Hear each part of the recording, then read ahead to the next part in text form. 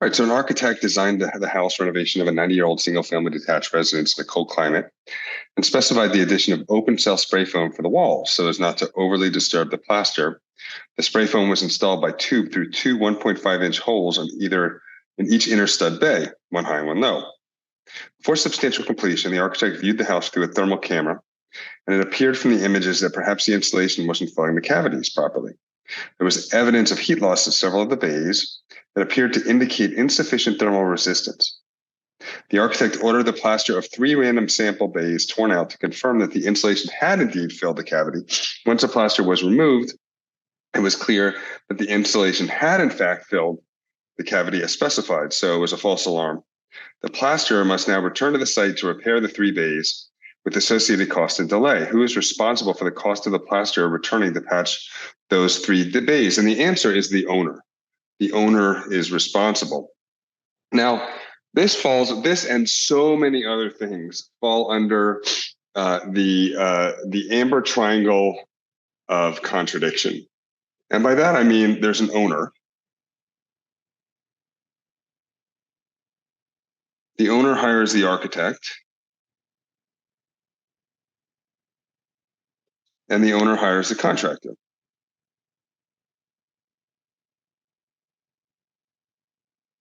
Now, they're just a series of contradictions that are inherent to the process of getting really big projects done.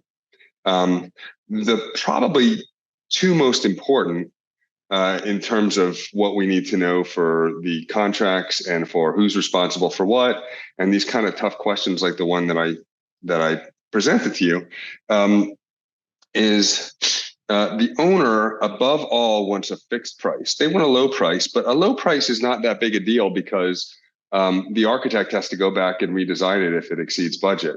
But they really want a fixed price because they want to be able to basically go into Amazon and get a widget for a fixed price and then come out with a building. They want a fixed price, but no one really knows what a building is going to cost because they're complex and they're bespoke. Each one's very different. And they're take a long time to make, and things change during that time, and so forth. So that's one of the 2 primary contradictions.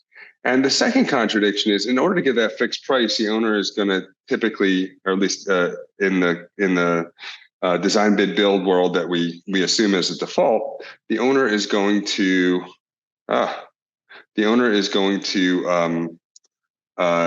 put the project out to bid. So a series of bidders that want to become contractors once they win the bid are going to compete to win the job, and typically it's going to be by price because the architect has these drawings, and these drawings have to be built. And so ostensibly the contractors are interchangeable. Of course, we know that's not really true. That's one of the many contradictions. Some contractors will build it better than others, even if 2 contractors both meet the minimum that's required from the contract. They won't be identical buildings. But the contractor has to be low bid to win the contract, oftentimes lower than they can possibly build it for. And then they have to figure out how to make money. How do they make money after they bid it low? Because they're kind of on the hook for that price. And so the natural inclination of a contractor is to bid low and then figure it out later. And they figure it out later either by giving a lesser quality building. They figure it out later by creating change orders, saying, "Oh, this wasn't in the contract," even though it kind of was assumed often, although not always. And so they either have to kind of cheat on the building, or they have to figure out a way to say, well, you didn't tell me I had to do that, so now I have to charge you a lot more. Now, the other kind of secondary conflict or contradiction that's inherent in the contractor's role is that the contractor has to make the building perfect, can't leak, has to be perfect, but there are incomplete and imperfect drawings. And they have to also, by contract, stay with the drawings. So they have to build what's in the drawings. to build the drawings. So this alone would be hard enough.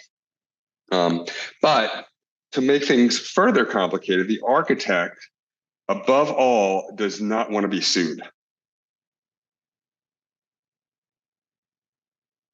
But the architect is making incomplete and imperfect drawings because, if I told, there's right now 228 of you on the Zoom call, you're all going to be architects. Many of you already are, and essentially you're doing the work of architects, work of architecture. If I gave the same project with the same parameters to all of you, we obviously, as you know, would have 228 very different outcomes, right? We'd have all these different projects. So there is no kind of like standard for what you're going to draw. And even if you put aside the fact that we're going to design it 228 different ways, our drawing sets, some of them may be 2 or 3 times longer than others. So there is no kind of established, this is exactly what needs to be there. So we don't want to be sued, but we have incomplete drawings.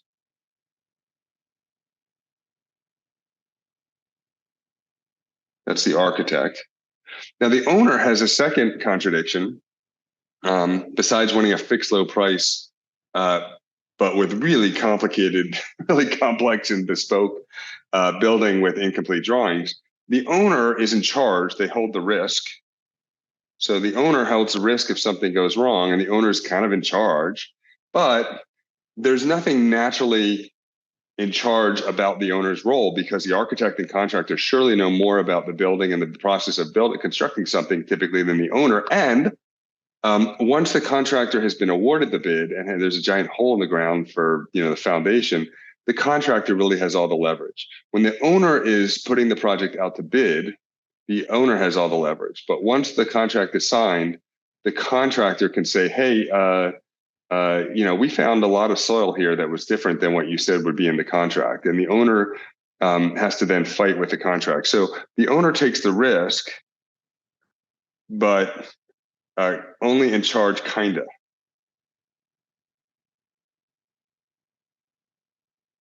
And our final contradiction is that architects are golden retrievers. We're so happy to have the job. We're puppies. We're just so happy to have the job, and we are by our nature generally see the distinction of being able to work on a building as an honor, that we sometimes forget to make a profit. But NCARB especially wants us to know in these exams that we are to make a profit. That is part of your job as the architect. So we don't think we're just happy to be there, but we have to kind of run a business. And so, so these are our 6 contradictions. And then kind of in all of this,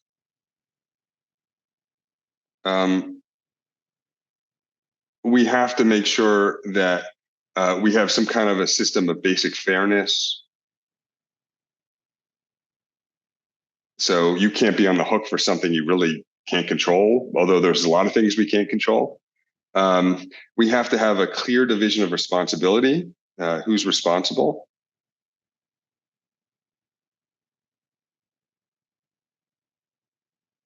I guess clarity of responsibility, and we have expediency. We just have to get a job done. We can't be arguing about everything all the time. So we have to be practical. Things, have to be practical and predictable. Things have to work kind of the same each time, more or less. We can't. It just, the process takes years. We can't be arguing about everything.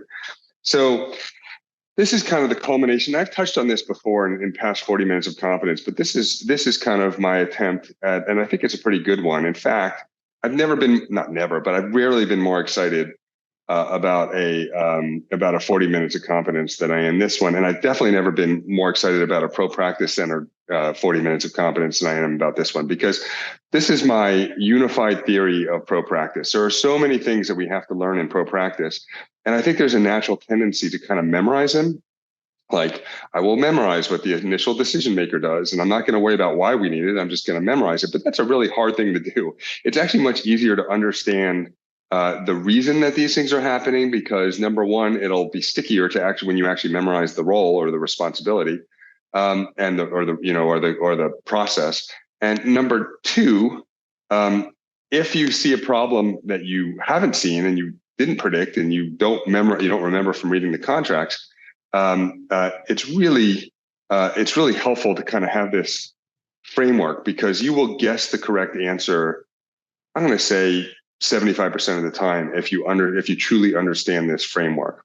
So what we're going to do is, on the top here, there's a category of things you need to know. And this particular 40 minutes of competence, you're gonna learn more per minute. That's going to help you on. You'll get more questions correct per minute of your time than any other 40 minutes of competence I've ever done. I'm absolutely certain of that, because everything just kind of fits neatly. Everything I've kind of come across fits neatly under this kind of triangle, this amber triangle of contradiction that sits in here. So what we're going to do is I'm going to read to you professional liability insurance, auto insurance, workers' comp insurance, and commercial general liability. It's your job to yourself. It's your job to yourself, or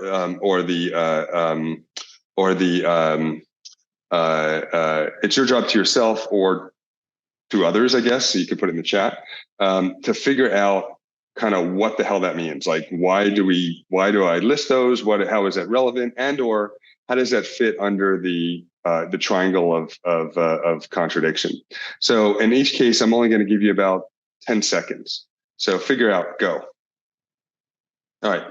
So these are the types of insurances, the 4 types of insurances that the architect is required to carry, because the owner has this risk, but they don't want to have more risk than they have to.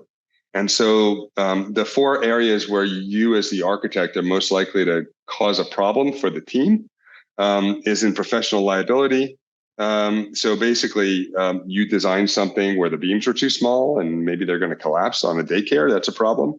Auto insurance sounds kind of mundane, but actually, your employee getting in a car accident on the way to the site is the most likely way that you're going to be in trouble. That there's going to be an issue. Because cars are just so dangerous. There's 40,000 deaths a year, and who knows how many hundreds of thousands or millions of injuries. And so auto insurance is a really big one. Workers' comp insurance basically says that if your employee gets injured, say they're on a site and they fall down a hole, they have the option they can kind of make a deal where they get their medical bills paid for, they still get paid for their work while they're recovering, and they agree not to sue you. And commercial general liability, which means that if someone comes in your office and they break something or something falls on them or whatever, your commercial general liability will cover that. So just kind of the risk of running an office, falling down the stairs in the office and so forth, for a non-employee. If there's an employee that fell down the stairs, it would probably fall under workers' comp. But if it's a client or a visitor who comes into your office, and so these are ways the owner can transfer some of that risk to the architect in a reasonable way. Now, of course, the architect doesn't want to be held responsible, but that insurance, these flavors of insurance will protect them. The one that you most think about, probably the most, is professional liability insurance. That covers you if you make a mistake in your drawings. All right, 10 seconds. Master format specs. What's that about? So there's in a typical project, and I know a lot of you guys know a lot of this, but in a typical project, there are going to be in a big project anyway, there may be 1,000 pages of specs that kind of are the fine print, of the architecture world, everything that's not in the drawings. And so it'll say, bolts shall meet I'm making this up, but bolts holding structural elements shall meet the requirements of ASTM 5593, and those exposed to weather outdoors shall be stainless steel type 504, and so forth, right?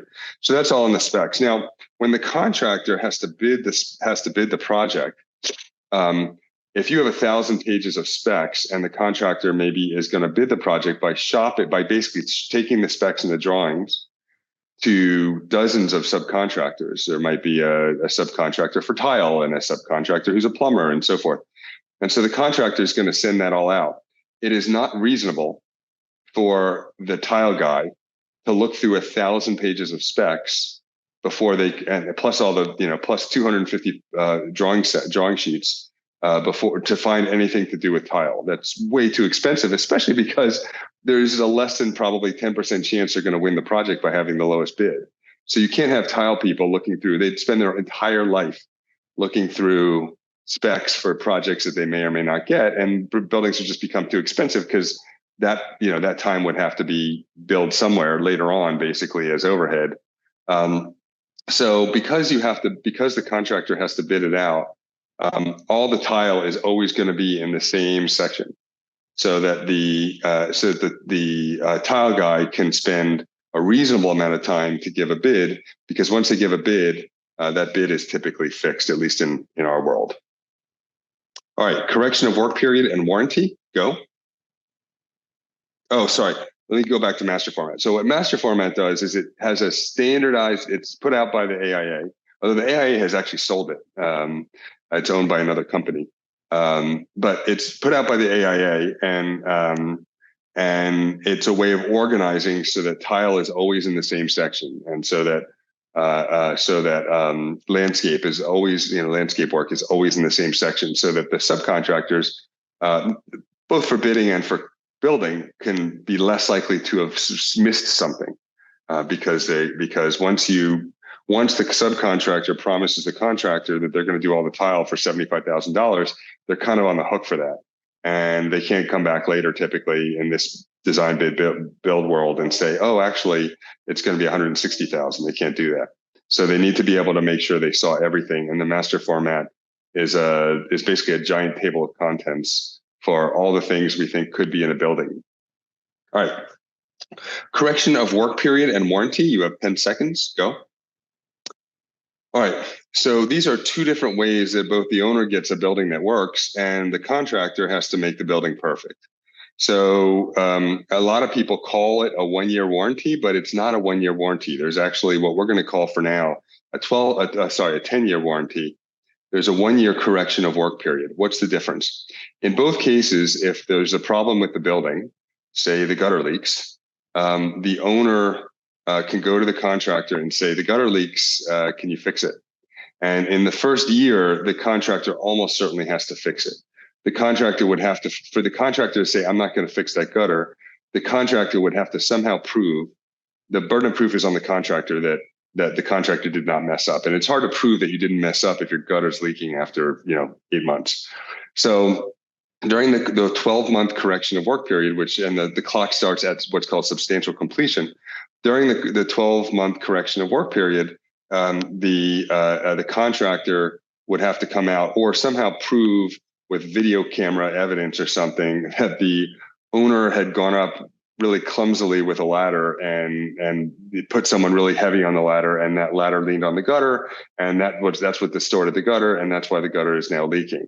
And so it's almost impossible to happen. Now, after that, it's almost impossible that the contractor would be able to prove that kind of thing. After that, for the next 9 years, after substantial completion, the contractor, the burden of proof is on the owner. So the owner can say, contractor, can you fix it? Typically, the contractor will fix it. They want to have good relationship. And in a big project with a small fix, it just doesn't make sense for the contractor to not fix it, because goodwill alone would be worth it. But if the owner says fix the leaky gutter, and after 3 years, the contractor can say, no, I'm not going to fix the leaky gutter. I don't know who you sent up there on a ladder. And then the owner would have to go up there on a ladder and start to, take some images and prove that it was actually, somehow prove that it was actually installed incorrectly. So it becomes much more difficult, and that's called the warranty. Now, I say it's 10 years. It actually varies by state. So the baseline contract is 10 years, but some states require longer or shorter statutes of repose. Anyhow, the next one, schedule of values and pay applications. You have 10 seconds. Go. All right. This one includes a lot. The owner wants a fixed low price, and the owner instinctively does not have control of the process because they don't know as much. And so in this case, the contractor has to bid low to win the job, but has to make a profit. And one of the parts about making a profit and running a business as a contractor, the entire construction industry is really weird in that these are huge sums of money that the owner, for instance, might owe the contractor. And the owner will often, especially non-public owners, like, not a state agency, private owners will delay in paying. That's a way of kind of making all their numbers work. And the contractors will delay in paying their subcontractors. So it would not be unusual for the tile guy to do his $75,000 worth of tile work, and he may not get paid for 6 months. And so it makes it really hard for the tile guy to take other jobs and hire more people, because the tile guy has to pay his subcontractor, his employees now for the work they're doing, but might not get paid for 6 months, and often won't get paid ever. It's actually kind of a dirty business in that way. The owner declares bankruptcy, the contractor leaves town, whatever. And so the sub might not get paid. So because of that, the architect, so the contractor will make what's called a schedule of values. There's actually a project I'm doing right now on my own house, and you see the percentage of the project that is each of these.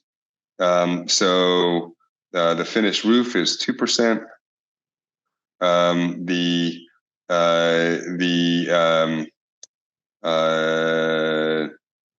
exterior doors and windows is 4%.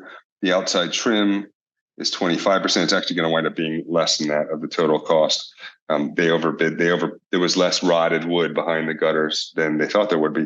But anyhow, all these different tasks add up to 100%. And in month one, the architect, in that case me, is going to walk the site and say, okay, it looks like we're through all of the permits and general conditions. It looks like we're through all the demolition, which was 3%, and so forth. And so we're 18% through the project. And actually, the way it's done in a bigger project is it's typically or often done with an AIA official document, in this case, the G703. And there's essentially the same thing where the architect is going to walk the site. The architect is going to look at the schedule of values and say, okay, of the 25% of the project that is the outside trim, soffit, fascia, and accessories, we have finished 3% of the 20. We finished 3% of the total. And now in this last month, 15% of the 25%. So we finished most of the, not 15% of 25%, but 15%. And our goal is to get to 25.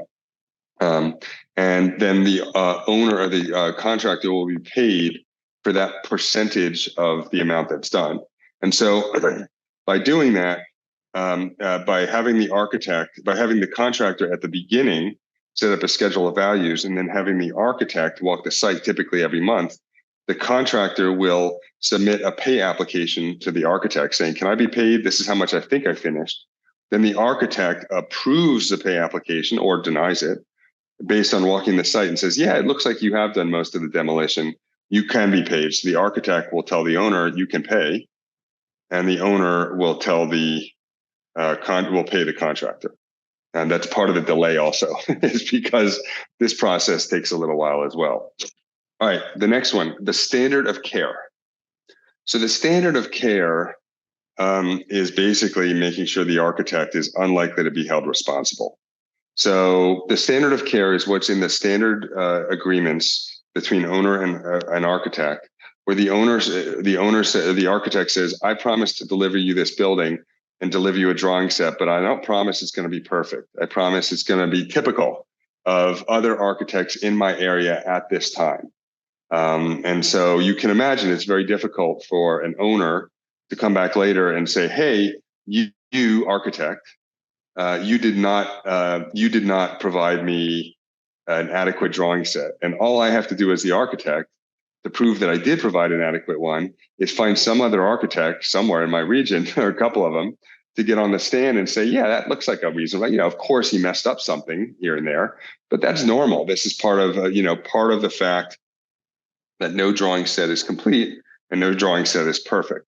And the way that architects take risk is they don't generally take risk. Architects are responsible for utilities. Architects are responsible for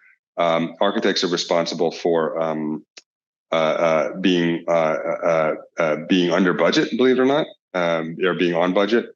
Architects, and if they're not, they have to redraw it until they are. Architects are responsible for codes and zoning and so forth. But other than that, architects are allowed to make mistakes within reason. And that level of promise of the contract is called the standard of care. And it allows all this to happen. And in fact, in some ways, the whole purpose of the AIA is to make sure the architect and the AIA contracts to make sure the architect is held to the standard, to this concept, the standard of care. There's a really big issue on PcM and PjM. All right, A101, A201, and B101. You have 10 seconds, go. Okay, these are, of course, the names of the standard contracts, the standard agreements. The A101 is the agreement between the owner and the contractor, the AIA A101, A101, and the agreement between the owner and the architect is the AIA A201, and then kind of over each of those documents kind of reference this other document that's called the A201. And the A201 has all the rules. So it's basically it says, okay, here's what happened. So as an example, the A101, the owner contractor agreement, almost everything in the contract, it's actually a surprisingly short contract. Almost everything in the contract is like, how much is it going to cost? It's things you have to fill out. And what are unit prices? We'll talk about this later, but what are the unit prices? And so it's the specifics of that particular project. And the A101 is going to be different for each project. This is who the subcontractor is. This is when the project shall be done by, and so forth. Now the B101 is the owner architect agreement. It has, again, the whole thing is like this. It says how much the owner is going to pay the architect.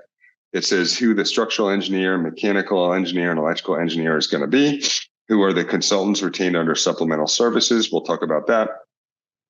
Under other initial information on which the agreement is based. Again, remarkably short document relative to how much is at stake. And then there's the AIA A201. That's the general conditions. And this is the one that has all the rules of construction. So in this case, it has concealed or unknown conditions. And it says it tries to anticipate everything because the owner wants a fixed price. So the owner wants to make sure that everything that could possibly come up will be covered in these contracts. Now, of course, that's not true because buildings are complex and bespoke and because no drawing set is perfect, but that's what this is an attempt to do. So in the course of the work, the contractor encounters human remains. Yes, human remains, or recognize the existence of burial markers. So it's like, what do you do when you are digging and you find human remains? And what happens then? So the idea is we're trying to anticipate maybe not everything, but maybe 90% or 95 or 99% of the things that are likely to happen on this particular project are somewhere buried in this document, which is long. It's more like 40 pages of this legalese. All right. So that's what those are. Next one. What happens if the price of steel doubles? You have 10 seconds. Go. Well, especially if it's a public project, it's on the contract. So, and that's not super unusual. This is the price of copper over time. This is the price of steel over time. And, these are real significant differences. It's not like, we zoomed in on the y-axis and these are going up by 1% or 2%. It just looks like a lot. It's really, jumps all over the place. So what'll happen is right now, China is really about to undergo a building bust. And so China's been sucking a lot of the building materials like steel, cranes, and concrete and so forth. And if you are, and my guess is, I don't know this for sure, but my guess is if you're a contractor now with a big project, you bid the steel based on now, but you hold off on buying it because the price of steel is more likely to go down over the next 6 or 8 months than to go up. But you're basically at that point a commodities futures trader, and you have to decide. This is one of the ways that this is one of the ways that contractors bid low but win the job to make a profit is they take a best guess. So it's kind of gambling. They take a best guess as to when to buy some of these commodities that jump way up and jump way down. So when the contractor agrees to buy to build the building, the contractor agrees to do everything and give a fixed price. Fixed price. It's a really big deal for the owner. And so the contractor may, if the price of steel doubles, the contractor may wind up losing money on the entire thing. And not totally unusual, they may just walk away from the project and say, I can't make money on it. More on that in a little bit. Now, it is also not unusual to have amendments to these contracts, especially in times of volatile commodities prices, like, after the pandemic when there were supply chain shortages and so forth, or if there's some reason to think that, that all the mining attention is going to go to rare earth minerals and cobalt and lithium because that's what we need for green energy economy or something like that. If there's reason to believe that it may go up or down, it could be in the contract that if the price of steel goes up, and there are indexes for the price of steel, if the price of steel goes up, if the index of the price of steel goes up or down, the cost of the building will adjust by X amount. So it's not so unusual for the contractor to protect themselves. But what you'll find is the more risk that you take, the more upside you have, as long as it's a calculated risk and you're getting paid for it. So the contractor may say, you know what, I'll take the risk, but I'm going to charge you more for the building because every other contractor is going to have to do the same thing. And if it works out well and the price of steel does go down like I think it's going to, I'm going to make more of a profit. And if it doesn't go well, it's not going to go well. All right. Folks are saying you put A201 twice, maybe misspoke. I probably did. Let's see what I did. The A201 is, no. Oh yeah, I did do it twice. This is the B101. Thank you. And sounds like someone to clarify, owner architect agreement should have been marked as, yep. Thank you for catching that, guys. All right. Now, disputes, claims, mediation, arbitration, or court. So what's that all about? Go. You have 5 seconds. All right. So as part of the so basically, especially between these two, the owner and the contractor, they're shaking hands with one hand and punching each other in the face with the other. So it's amazing to me that these people can function at all, because it seems like, I think most of us who are probably more conflict averse than your typical developer or contractor, these guys live for conflict, a lot of them. But most of us who are a little bit more conflict averse could not handle their world, because the owner wants a fixed price, and because the architect or the contractor rather, has to figure out some way to make a profit. There is always, and because no one knows how much the building's going to cost, there is always going to be conflict between the owner and the contractor. And those disputes are typically, 99% of them are handled either by a conversation or a compromise. Sometimes the insurance companies get involved. Sometimes the insurance companies and the lawyers get involved. Then it goes to what's called the initial decision maker. We'll talk more about that later. And then if there's still a dispute, it goes to mediation. And then after mediation, it either goes to arbitration or it goes to a trial in the court. How do you decide if it's arbitration or a trial in the court? Well, the contracts decide that at the beginning. So when the owner and the contractor sign a contract, they decide what they're going to do after mediation. Is it going to be arbitration or is it going to be a court? Of course, arbitration is like mediation, but it's a binding. So you have a third party who's kind of deciding what's going to happen, and the arbitrator decision is binding. In mediation, you have a third party who's deciding who's right or who's wrong, or if they should split the difference. But in mediation, the mediator's verdict is not binding. The loser can say, "Nope, I don't like the answer to that one." All right. What happens if there are donated materials and the architect? What happens if there are donated materials and the architect, like say the owner is going to build a religious compound, like a religious building, and the parishioners are going to donate materials and labor, but the architect has agreed to build it as a percentage of the total of the construction cost. So do we count those? Do we count the Is the architect going to get screwed?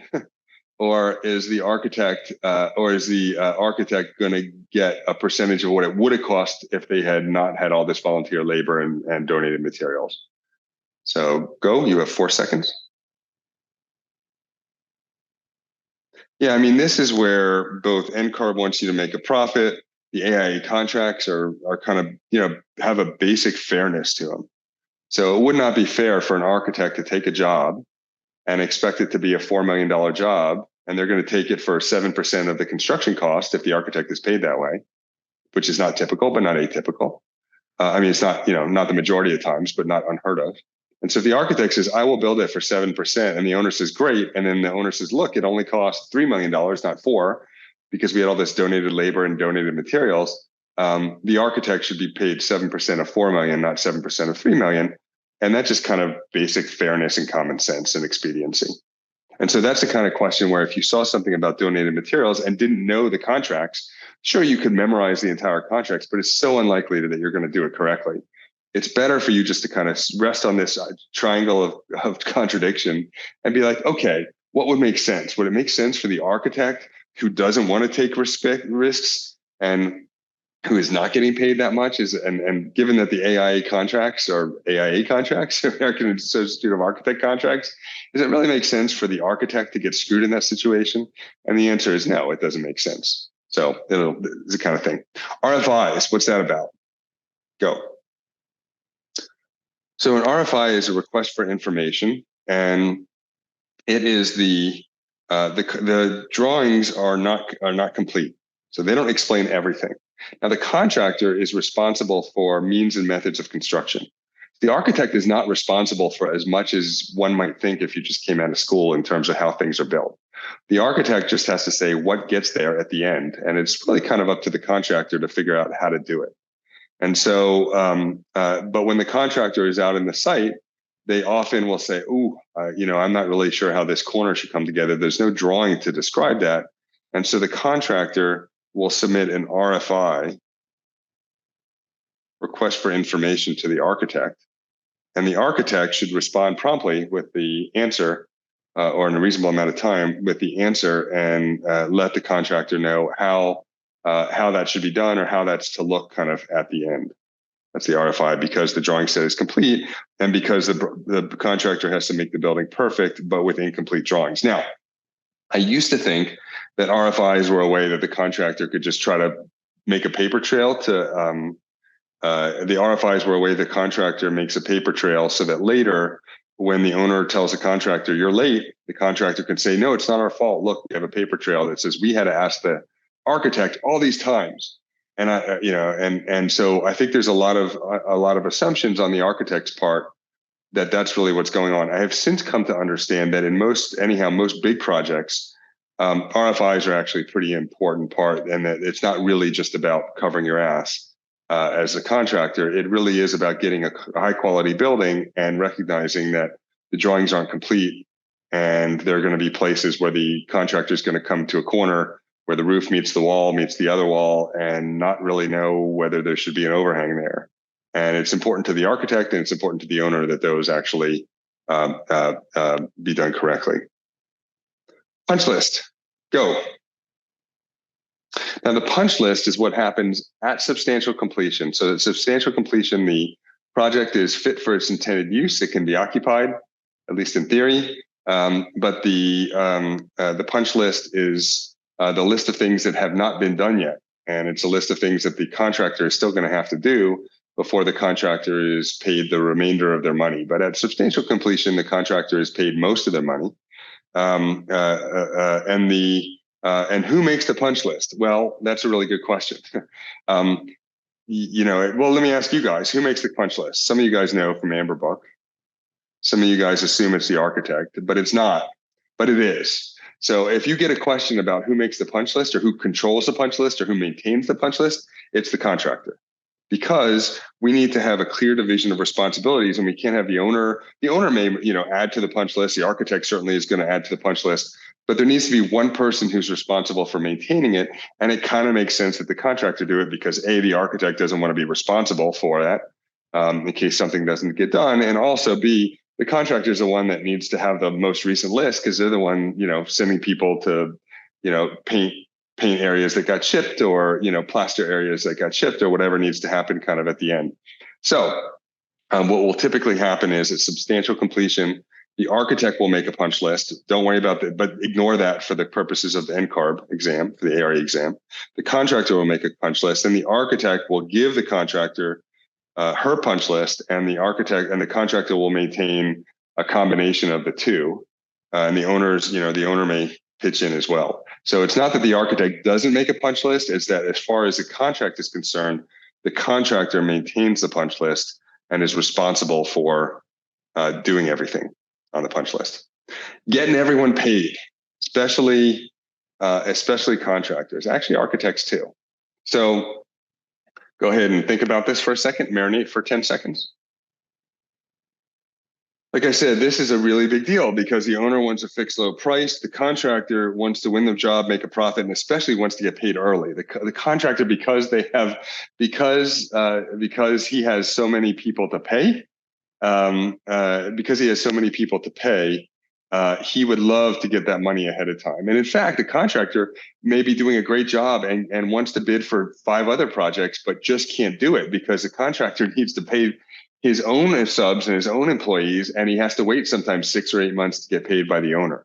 So getting everyone paid is kind of a big deal. And that's what we talked a little bit about with the pay applications and the schedule of values. That's what we're going to talk in a little bit about mechanics liens. And NCARB wants you to make a profit. And this isn't on the exam, but I've been watching lectures by a lot of people who kind of do this pro practice stuff. And what they keep saying is that you as the architect, this is a little nugget for you to take to your own practice.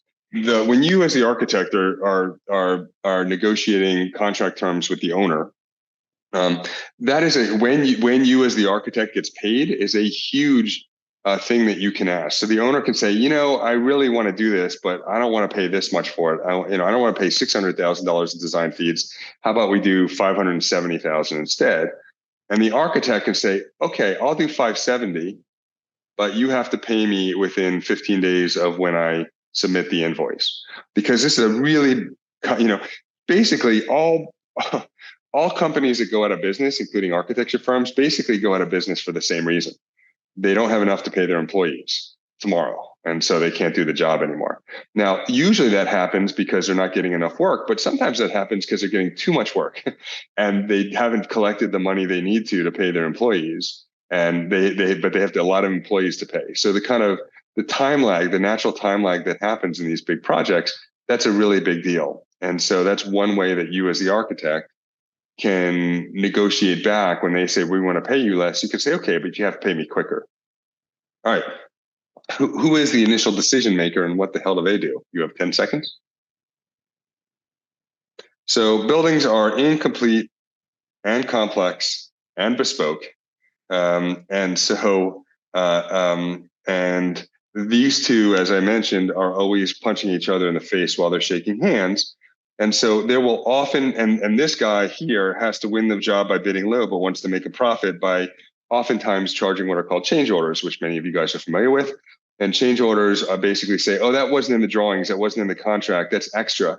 And once the contractor is working on the building, there's really not, it's not that there's nothing the owner can do, but the owner loses almost all of her leverage, because the contractor, kind of can say, nope, you don't know as much as I do. Trust me, it's going to cost this much to do it.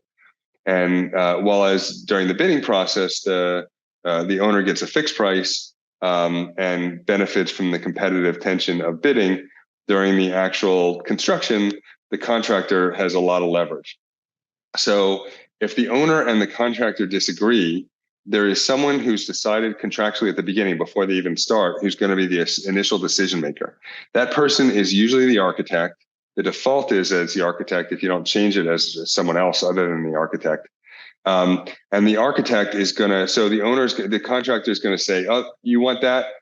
That's going to be $25,000 if you want that trim. And the owner's going to say, wait, you have to have some trim on it. And the contractor is going to say, well, there's no trim. The drawings are incomplete. So there's no there's no trim on that drawing, and so I'm not going to give you trim. And the owner says, "Come on, that's ridiculous. You can't expose that joint. That would be ridiculous. You need to have trim there." And there's no, and then so the initial decision maker will say, "Well, all right, contractor's actually right, or owner's right, or the contractor's right, but there's no way it's going to be $25,000. That should be about $8,000." The initial decision maker's decision is not binding, and you can see that there's a conflict of interest because the owner and the architect have a contract, and the owner and the contractor have a contract, but the architect has no contractual relationship with the contractor. And so the architect, I mean, on balance, the contractor thinks, and probably correctly so, that the fix is in, that the architect is going to side with the contractor more than they should. And so the contractor at the beginning can say, it's not going to be an architect, it's going to be this lawyer or this, whatever entity that's going to be the initial decision maker. What's a mechanics lien? I talked a little bit about it. You have 5 seconds. Well, again, this is about getting paid and kind of basic fairness. And the fact that the owner wants a low price and the contractor has to make a profit, but often underbid. So what will happen is either the owner won't pay the contractor, or the contractor won't pay his subs. And then there's really not a lot that the contractor or the subcontractors can do to get paid.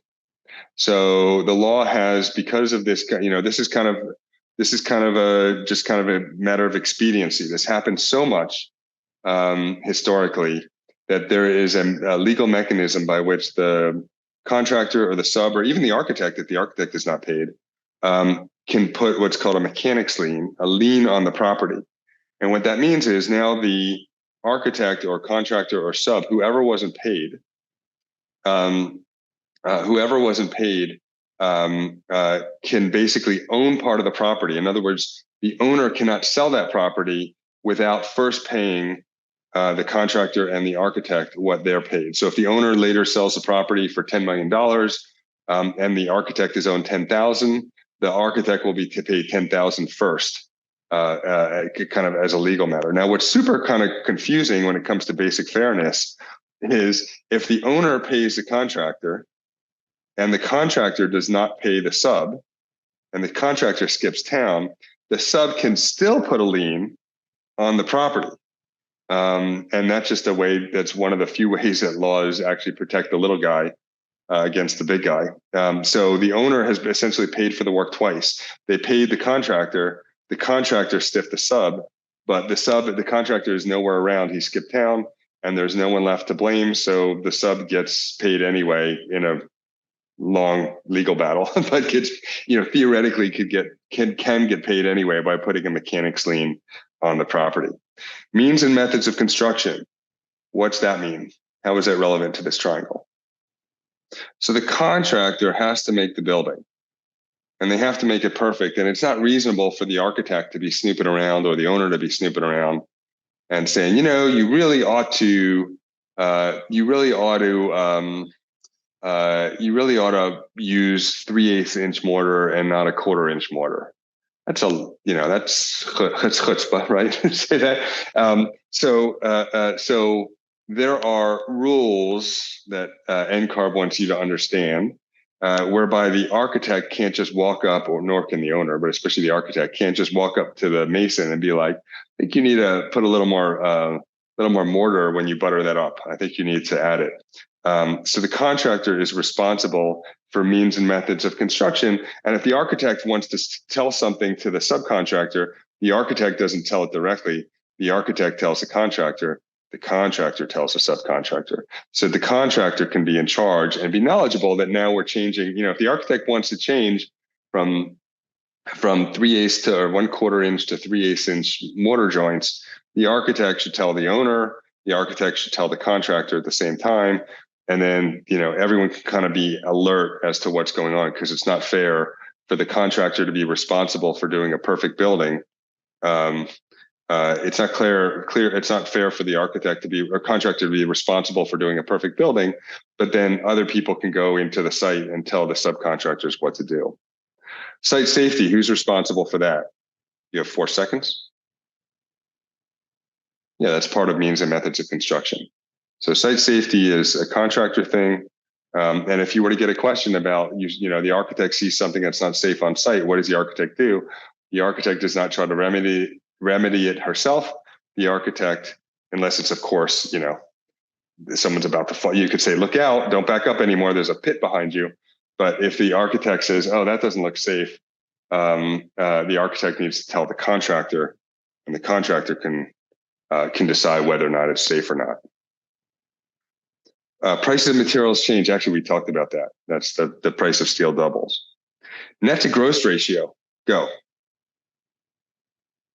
So it could be that, especially in speculative office buildings, which are office buildings where you don't know who the renter is going to be yet, it could be that that I do it, and I do it 60% net to gross. In other words, 60% of the building is kind of usable space, rentable space, net space.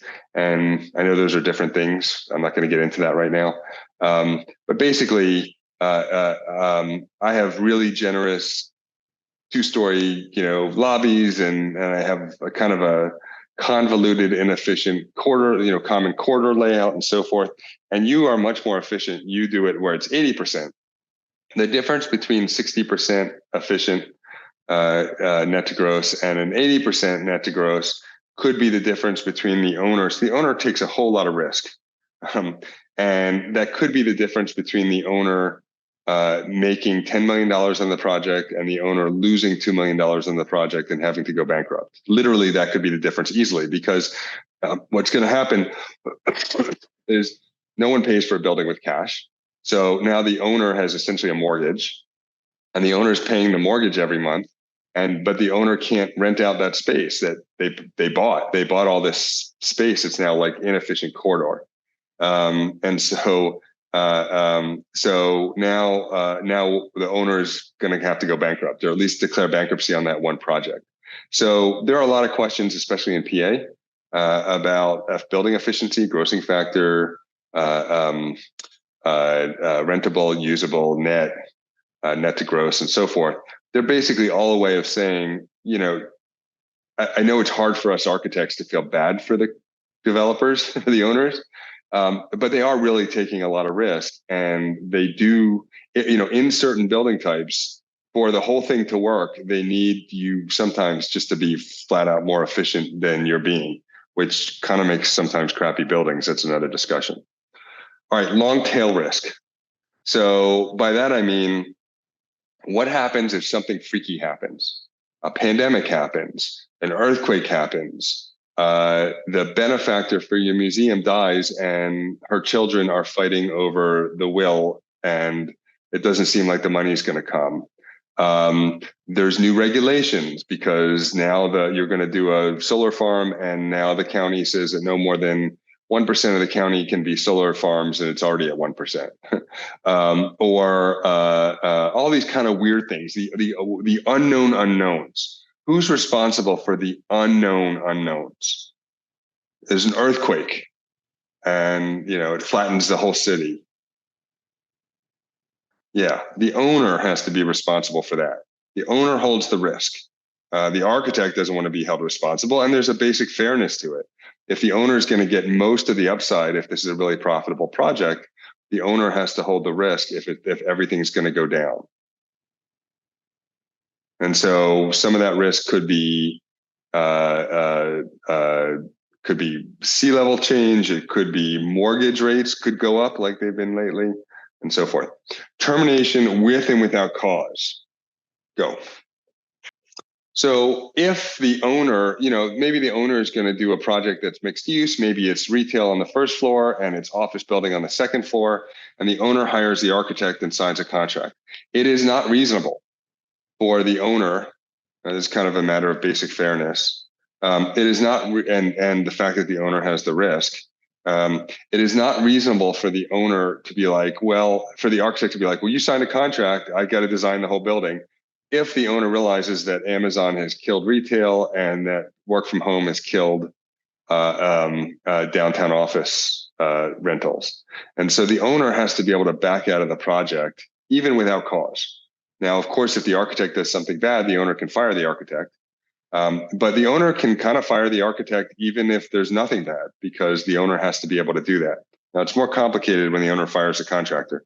That kind of has to be with cause. Once there's a construction kind of project going forward, that's a little bit more complicated. But with the architect, if the owner fires the architect without cause, so everyone shakes hands and says, we're not going to do this project, let's stop working, the owner has to pretty promptly pay the architect for her time. And it is often, there's a place in the contract where the architect can say how much the architect gets. So maybe the architect gets another $40,000 because the architect had passed over some other projects and was going to make a profit, and now it's not going to make a profit, and so forth.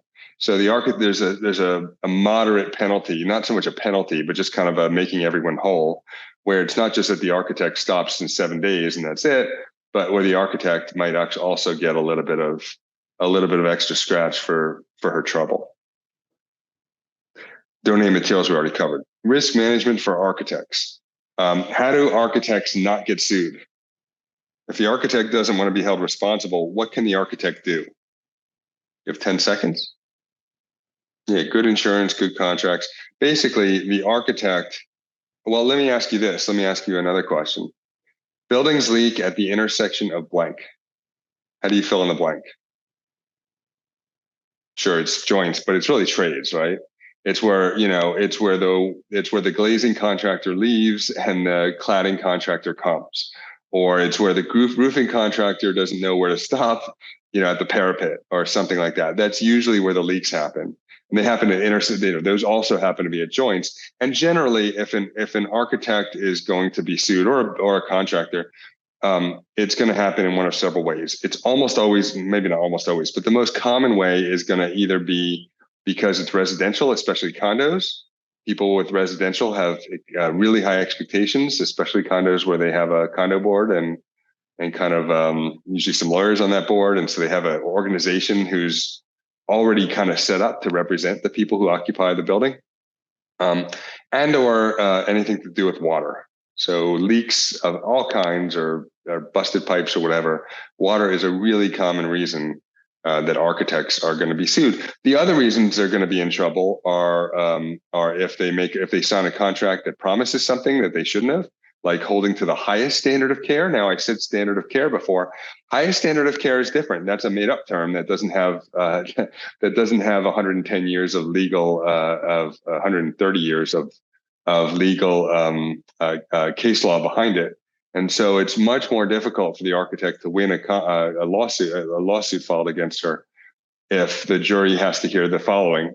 Ladies and gentlemen of the jury, does this sound like the architect gave the highest standard of care? So the standard of care is what other people do on average. Highest standard is a different thing.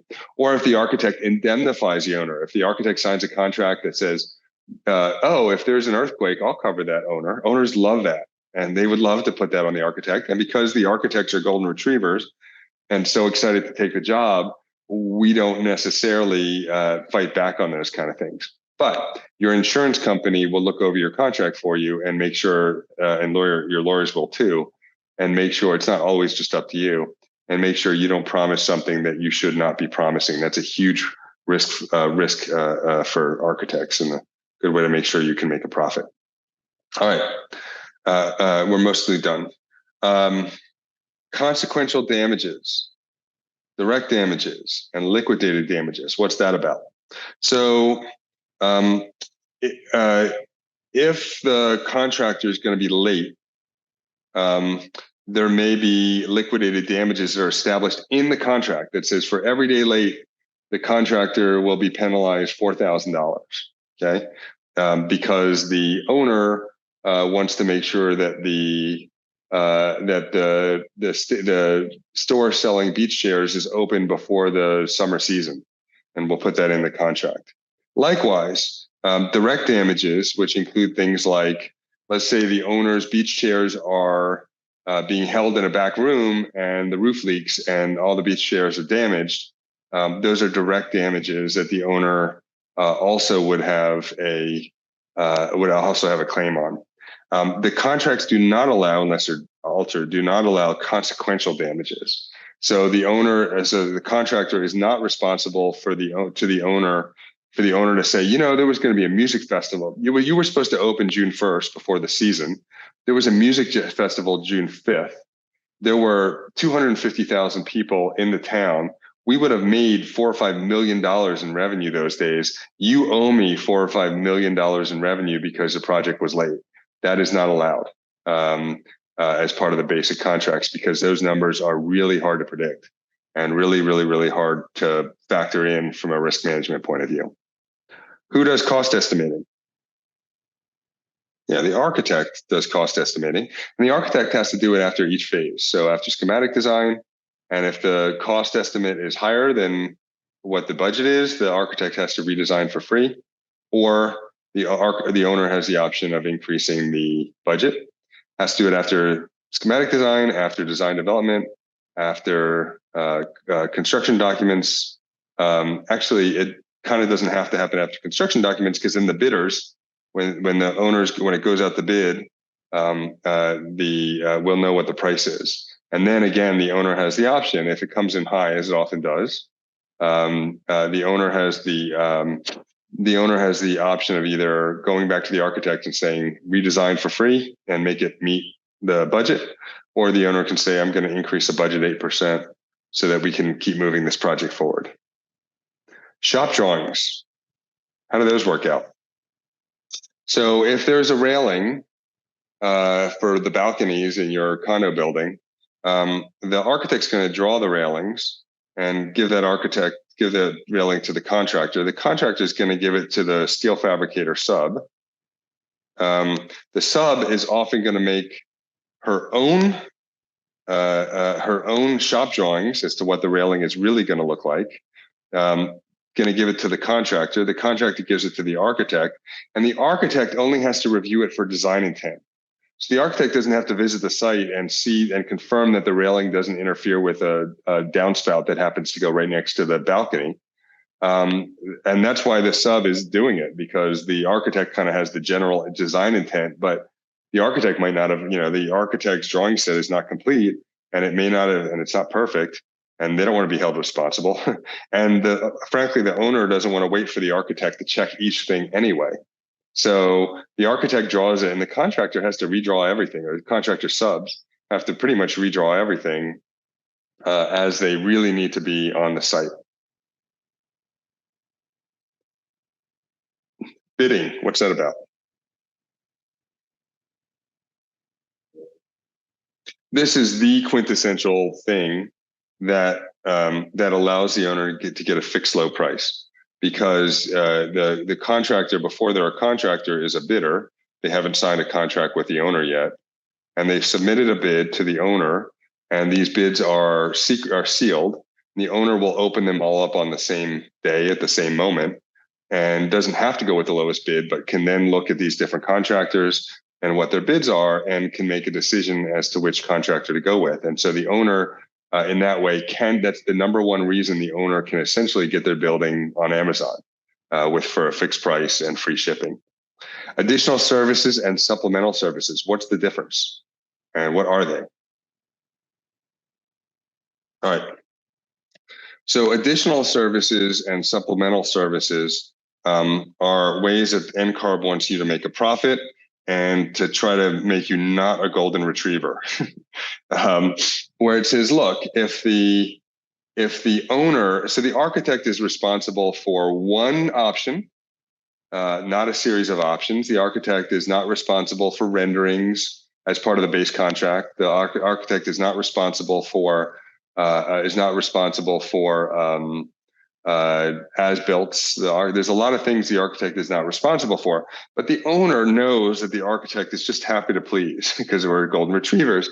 So the owner will say, look, architect, we have a donor meeting coming up. We would love to have a rendering of this space because we think we can help. That'll help us raise money.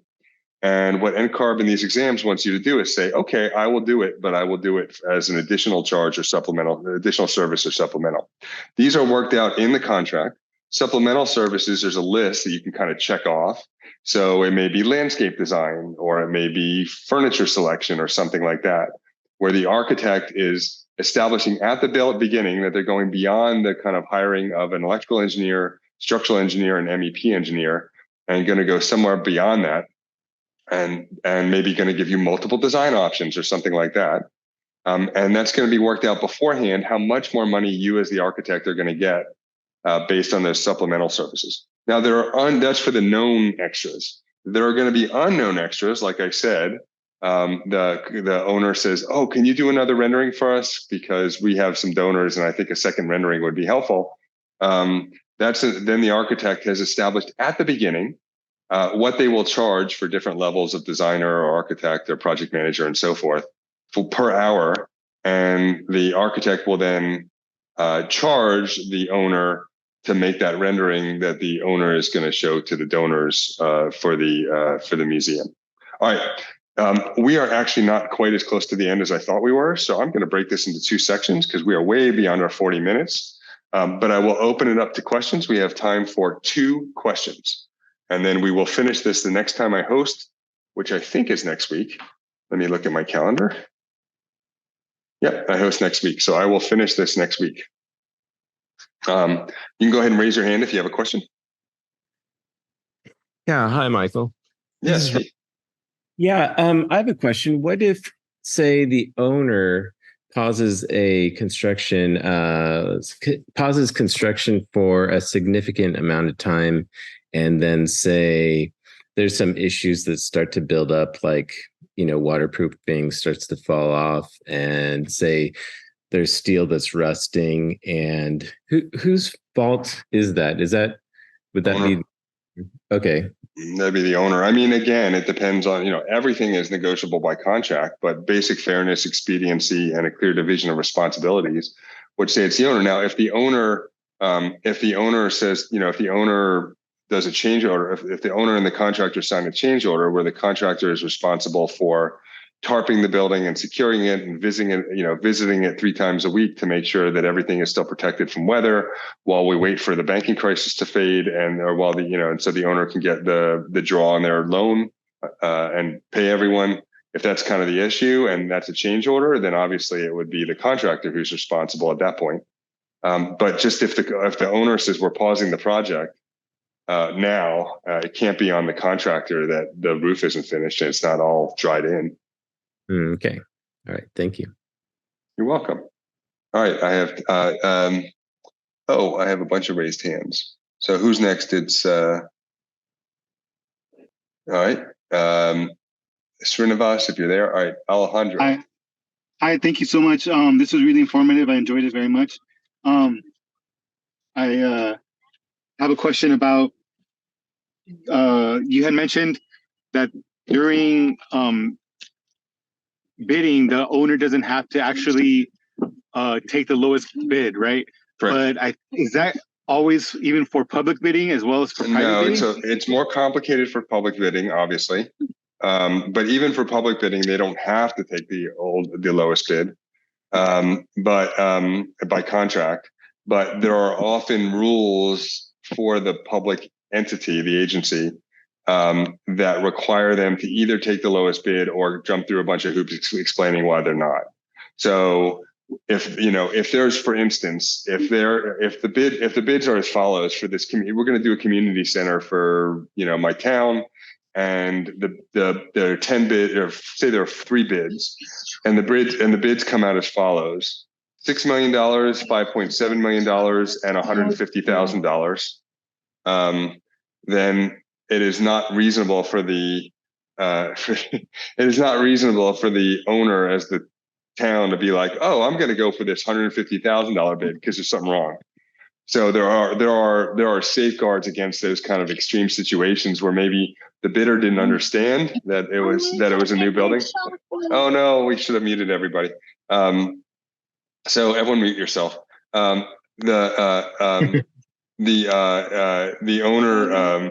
owner does not have to, even public buildings, public projects, but almost always it's the lowest bid, unless there's a reason. There's usually they have to, like, if they want permission to get, they have, and maybe some of you guys know and can put it in the chat what hoops they have to jump through in your particular state or municipality. But there's a board maybe that has to approve them going for the second lowest bid or something like that. But it's stuff gets done. And if you haven't noticed, public projects are not as bad as they used to be. So if you look at the federal government buildings from the 1960s, or if you look at your town hall or whatever from the 1960s, it is definitely a low bid project. But if you look at the farmers market that your town made 6 months ago and opened, it's a kind of a nice project. It's not a purely low bid type of project. It looks like they actually had something more than that. And so at first it was a bunch of in the early days of the country, there was a bunch of people funneling projects to their brothers-in-law. And then they said, you can't do that. We're going to have a low bid situation so that it's not fleecing the public. And then with the low bid situation, it became a race to the bottom to make the crappiest building that is the least, has the least flavor to it. And then after 30 years of that, we started as a country making rules that said, okay, there's got to be a happy medium. It's going to be the lowest bid and less. All right, Eddie, you can raise your hand next time. And so I will see you guys next week for part 2. So where we left off last time, or actually I'm just going to kind of refresh you guys who came last week and those who didn't show you the amber triangle of contradiction. So we have an owner, and the owner hires the architect, and the owner also hires the contractor. The architect and the contractor have no contractual relationship directly, although they are permitted to communicate. It's not a contractual relationship. And so the owner, above all, wants a fixed price.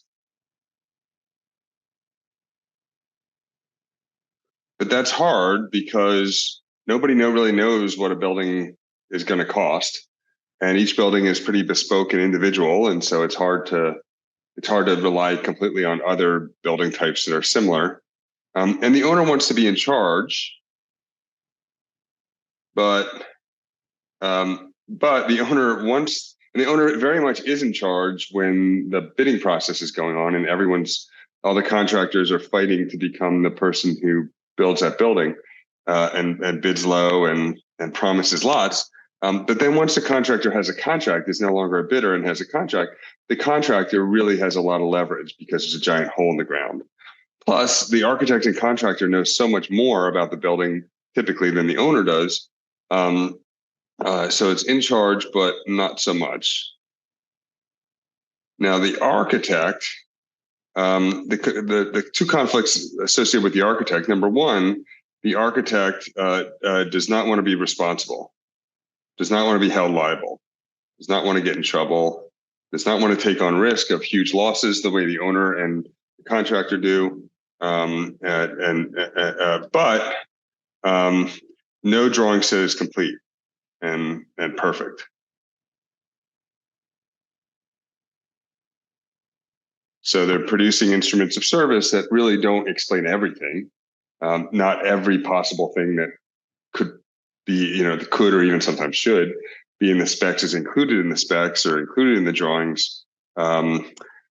I was taking my students on a field trip. We went to a residential architect, and a really good residential architect, and he gave us a drawing set of the project we went to, and there must have been, 400 pages in that drawing set for a single family detached residence, like 400 pages of drawings. Maybe that's an exaggeration. Maybe it was 300, but it's a lot of drawings. It was a pain to carry around the rest of the day. Then we went to another more kind of commercial architect, and we walked around, and the commercial architect looked and said, "What is a drawing set?" And I said, "Oh, it's a house we just went to." He said, "That's a house? That's bigger than our sets for most schools." And so no two architects are going to make exactly the same drawings, and some are way more specific than others. And then the other kind of conflict with the architect is a puppy, and is just so happy to have the job and do a good job, kind of sees the building as the client. But at least in NCARB's eyes, NCARB wants you to be profitable. So if you are entitled to money, NCARB wants you to know about it as part of this exam process. I think probably in part because the architects can't, it used to be the AIA set rates for architects. So if you were in Eastern Tennessee, the AIA for that region would set the rates that all architects could charge hourly. And if you wanted to be an architect, you had to use those AIA rates. But the government, the federal government, said that's not very American-like. That undermines extensive competition. So you're not allowed to do that AIA. And so now it's very illegal for NCARB or AIA or me to say, you guys should get together and we should all charge a certain amount. That's collusion. But what we can say is in the contract, you are entitled to certain to be compensated for certain things. And a lot of times architects do those things for free, and we really need to stop. And so, or at least, I don't know if NCARB could say we need to stop, but they could say, hey, tap on the shoulder, architect. You need to be aware that you're entitled to extra money for doing that additional rendering for the donors who are meeting next week. And then the contractor has two very significant conflicts. One is they have to have the low bid to win the job, but oftentimes that's less than is reasonable for them to build it. So then they have to figure out how to make money even though they bid low. And that could be one of the ways they do that is they say, hey, architect did not specify that we're going to need to do that, that all the toilets need to flush. That's of course not really realistic, but and you don't have to put in your specs that toilets must flush. But let me think of another example. Architect didn't specify, never said there had to be 6 downspouts. It's not in any of the drawings. And so we're only putting 1 downspout. And if you want more downspouts, which you, by the way, need, you're going to have to pay us for the extra downspouts because we didn't account for, extra downspouts. We saw gutters, but we didn't see downspouts. The architect must have forgotten to put it on the elevations. And so then the contractor and the owner have to fight over whether or not the contractor should have known there were multiple downspouts, or whether because the contractor has to do what's exactly in the contract. This is the other conflict. The contractor has to do everything within the 4 corners of the contract, but does not have to do anything beyond the contract, including following the drawings. But the contractor also has to make it perfect.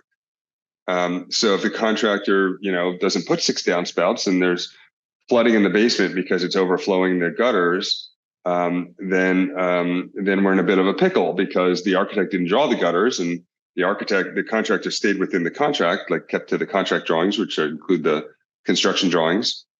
But the contractor is expected to make a building that doesn't have a leaky basement. So this is the kind of inherent conflict that's involved in the contractor. So knowing all that, we can continue to look at a series of things, because what I just showed you is as close as I found, and actually I'm pretty excited about it, to a unified theory of pro practice. So basically all the kind of pro practice stuff that most of us memorize because we think, okay, we have to memorize what happens when there's a scope change. Actually, we don't. It's much easier to memorize if you understand why, what the purpose is of the actual rule. Much easier to remember. And 2, if you come across a question that we haven't covered in Amber Book, or you don't remember seeing in the AIA A201, you can use the Amber triangle of contradiction to determine what the best guess ought to be. And so if there's a scope change, we have a little bit of a pickle, right? Because the contractor has to make the building perfect with incomplete drawings, and the contractor is bound to the drawing set. Has to do everything in the drawing, but nothing beyond that. And the owner wants a fixed price, but sometimes often the owner says, I really want better door hardware. Then, I went to a vacation home. I saw some great door hardware. Let's put that on the, my headquarters for my startup company, and says, let's change it. And the contractor then has a lot of power to determine what the cost of that change is. More on that in a little bit. Next one, copyright and ownership of drawings. And so this kind of falls under here, where NCARB wants you to make a profit because you, the architect, make the drawings and you own the drawings, and you, per the contracts, you license them out to the owner and the contractor and the subcontractors and everyone else on the team who needs those drawings to build. When I was a very young architect, my parents asked me to design a house for them. It's like a rental beach house that they rent out. and I designed it. And then the builder said, "I love the house. Everyone loves that house. I don't like the house, but everyone else does." He said, "I love the house. Can I? Um, can I? I want to build a house for myself. Can I use the same drawings?" And I was such a puppy and a golden retriever. I was like, "Hell yeah! I would love for that. Put a lot of effort into those drawings. I would love for someone else to get the joy out of that house that I designed." But NCARB does not want you to do what I did. I don't know if you ever wound up using him to build this house. He's never like sent me a photo and a thank you or anything. But NCARB says, "Hey, you are an architect. You have a certain set of skills. You own the drawings, and if they want to make a second house out of that, then they can pay you for the second set of drawings, and you can negotiate however you want. But you own those drawings, and they can't just use them to have a second house. You need to charge them for that. So if you have a client who's going to be designing 400 or going to be building 400 donut shops across the U.S. in the next 5 years, and you design one of them, it's not reasonable, it's not fair, it's not legal contractually for them to take your drawings and basically reuse them on their own. You actually own them. Weather delay. This one's a tricky one. I mean, somehow this seems to get worked out most of the time, and maybe you can put on the chat if you've had experiences where this did not get worked out. But there are, some winters are very snowy and some are not, and some springs are very rainy and some are not, and so forth. And so when the contractor puts forth a schedule, because the contractor is responsible for putting forth a schedule before she starts construction, there is accounted for what a kind of a typical weather delay should be. And there's some discussion about what's within kind of cost estimating world. There's rules of thumb based on the local climate about how many days you can expect to be non-working days, and especially if it's before the building is enclosed or or dried in, enclosed enough to kind of work out of the rain. But this is a really tricky situation. And so if there is unusual weather, the contractor can go back to because there is a sense of like basic fairness.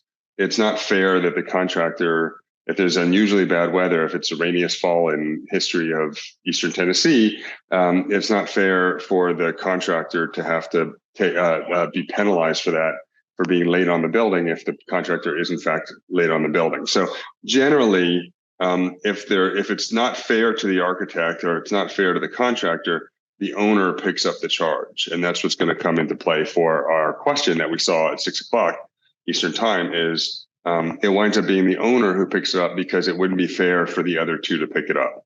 And so in kind of a sense of basic fairness, if there's really bad weather. Now, I have no doubt there have been lots of disputes about whether it really was that bad. And so the contractor will typically, kind of record things in case there's a dispute later, like, the weather today was this. Certainly there's a history of that also, but, we had to let, it was too cold to paint. So we had to dismiss our painter because it was unusually cold for a October day and so forth. So direct salary expense multiplier. Go ahead and take a second and figure out which part is this. Which part is the relevance to the architect's direct salary expense multiplier? You have 4 seconds. Where on this diagram does that kind of show up?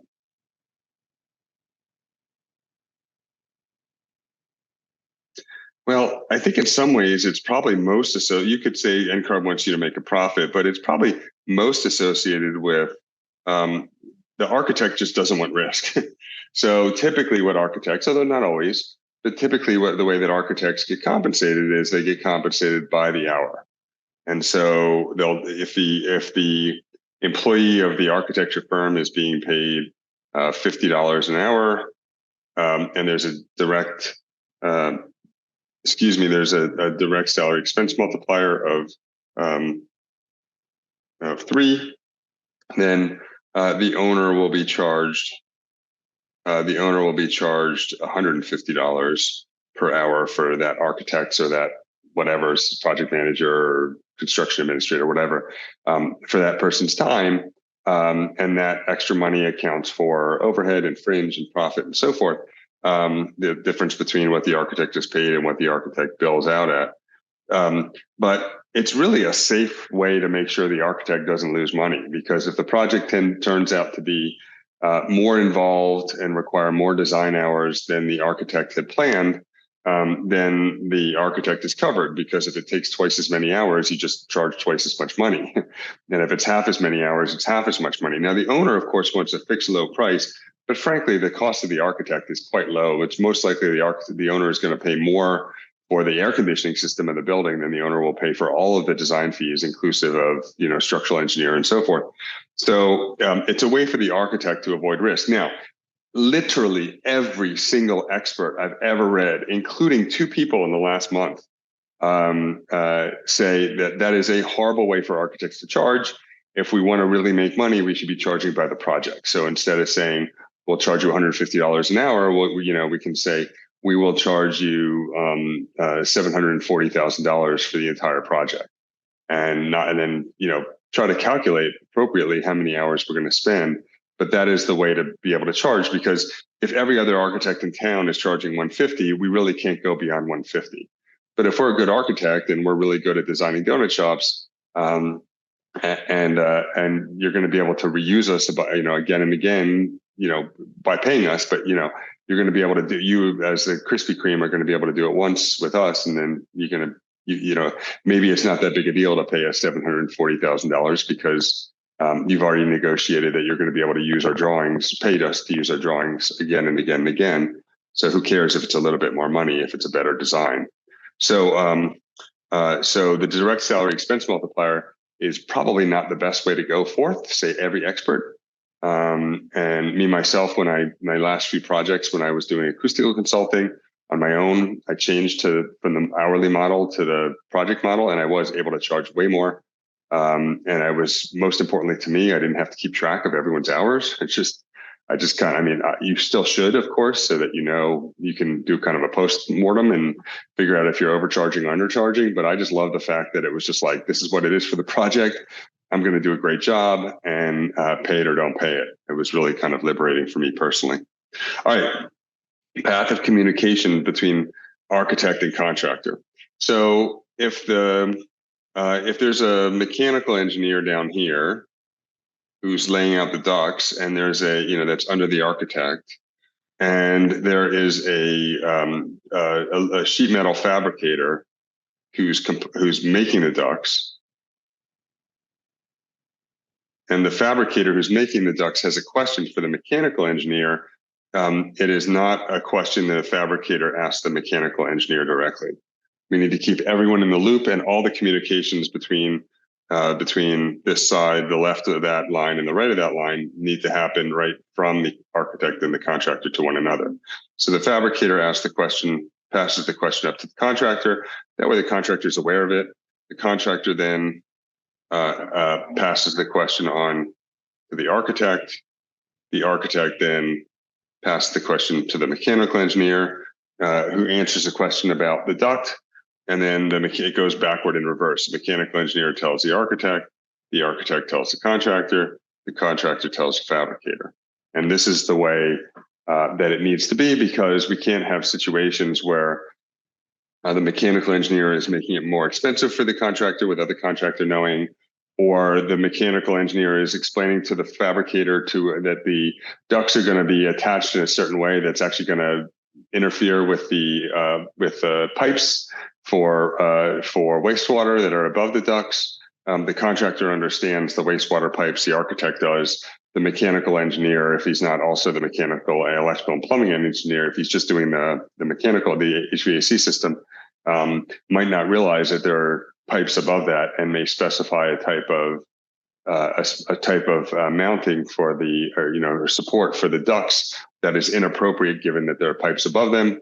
And so we have this really convoluted way of communicating so that the architect and the contractor can be in control. Now, this is not the kind of thing, how you mount the ducts is not the kind of thing that needs to go up to the owner. So the owner does not need to be told of that. The owner needs to be told if something changes in the contract. So if the project's going to be late, if the contractor overcharged for the month, if the contractor if the contractor did something inappropriately. These are all things that the owner needs to be looped in on if there's a change in the design. But as long as everything's moving forward, RFIs, request for information, from the fabricator to the contractor to the architect to the mechanical engineer and then back again, do not have to go through the owner, or even the owner doesn't need to be copied on that. All right, these are three phrases that are scary. Go ahead and see if you can find out where in the triangle these three phrases come into conflict. Yeah, I mean, the architect does not want to be held responsible. So because no drawing set is complete. And so the architect is not willing to take on the risk. The AIA makes the contracts protect the architects. And so the standard contracts do not offer guarantees. So the standard contract will not say something like, the architect guarantees that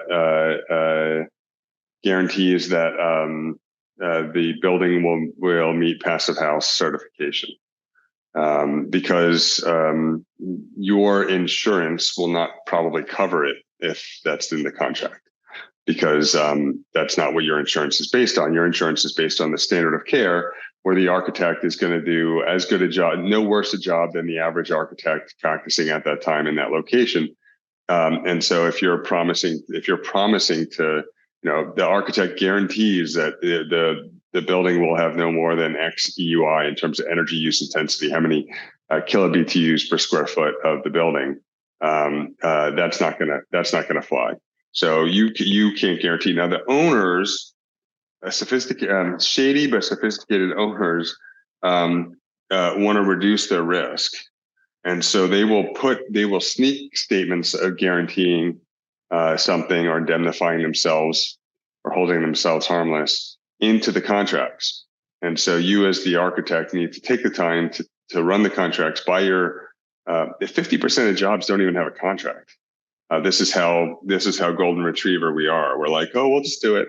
I talked to someone on Wednesday and she was asking me, she said, I have some business questions for you. I said, yeah. And she may be on this call. She said, I promised a friend of mine I would design her new store. I don't want to say what it is in case some of you guys know her, but and I just think, she said, I said, well, okay, you need to get insurance and the LLC. And she said, well, that's kind of hard to do and I'm not getting paid. I think we're just all so kind of trained to be flattered that we're getting a store out of it. And she explained to me that this is how she's going to launch her career and do a great job with the store. And I said, that's fantastic, but then you need to be in charge of the design, right? You don't want to be stuck with the owner as the client making the final decision if you're doing it for free so that you can do something beautiful, because they may decide, I really want crown molding, and that really wasn't what you were going for. And so I used to be the program chair for Virginia Tech's architecture program from 2007 to 2011. And I remember, maybe every 6 weeks I would get a call from someone, and the calls always went like this. I have a great project for the students. And I say, oh, tell me more, knowing where it's going. And they say, I bought some land and it has a beautiful view of the Blue Ridge Parkway, and it is a perfect project for the students to design and build. They'll learn so much. And I say, that is a wonderful idea. We would totally maybe be interested in it. We just have two rules. The first rule is we'll figure out what the budget is, and then you have to give us the money, and then we'll figure it out from there. So if we're going to build it, we want to have all the money. We need to have all the money in the bank account beforehand. And the second thing is we get to make all the decisions. We'll of course factor your desires in, but we need to make the design decisions if it's going to be a student project. Inevitably, no, you don't understand. I already know what the design is going to be. I saw it in a book. So it's not that kind of thing. And okay, well that's fine, but we're here to teach students, and so if they're going to be designing something for you for free, they need to be in control over it so that they can do their best at it. So that's the guarantee. The indemnification and hold harmless, those are synonyms for one another. If you see indemnify or hold harmless in the contract, it's probably not supposed to be there. It's probably, again, the owner trying to transfer some of the risk to the architect. And so there are contracts out there where basically I can say, if you are sued, then I take the responsibility for it. And actually, that's what I encouraged her to work out a contract with with the person she's making the store for. It's a store that serves food of a certain kind.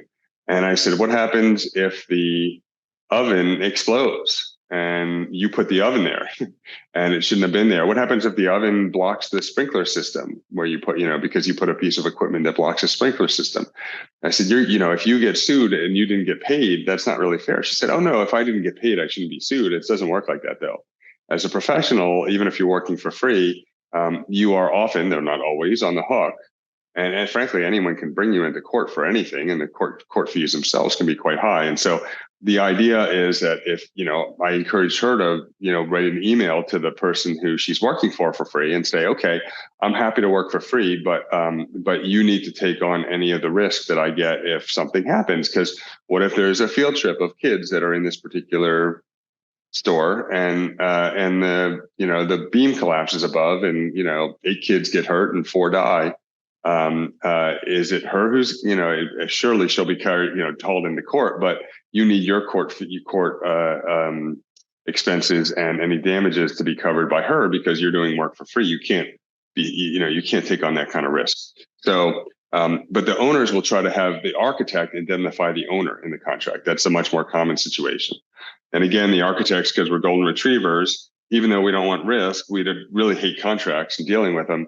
And so we're so happy and we're so afraid that the client's going to go somewhere else if we don't sign their contract. And we're so bad at negotiation, and they're so good at negotiation because they do it for sport, that it's quite common that they get the architect to sign something that says that the owner shall be indemnified or held harmless, meaning that if the owner is sued for something like a collapsed beam on children, that the architect's insurance or the architect will pay for that. And the architect's insurance probably won't pay for that.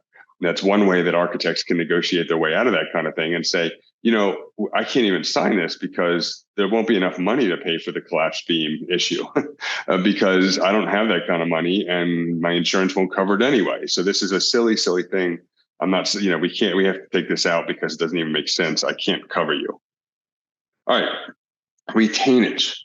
So go ahead and take 4 seconds and figure out where retainage falls. So retainage is because the contractor has to bid low, but has to make a profit. So the owner will keep a little bit, let's say 10% of every monthly bill. So every month the architect walks the site, and the contractor submits to the architect an application for payment. The architect, based on walking the site, either approves or amends or rejects the payment application. If the architect accepts it, the architect sends it to the owner, and the owner then pays the contractor, but doesn't pay all of it, pays like 90% of it. And 10% of it is kept back in what's called retainage, which is just a fun word to say in general, retainage. And the architect, that's the owner's way of having some control over the process, even though the contractor has all the control.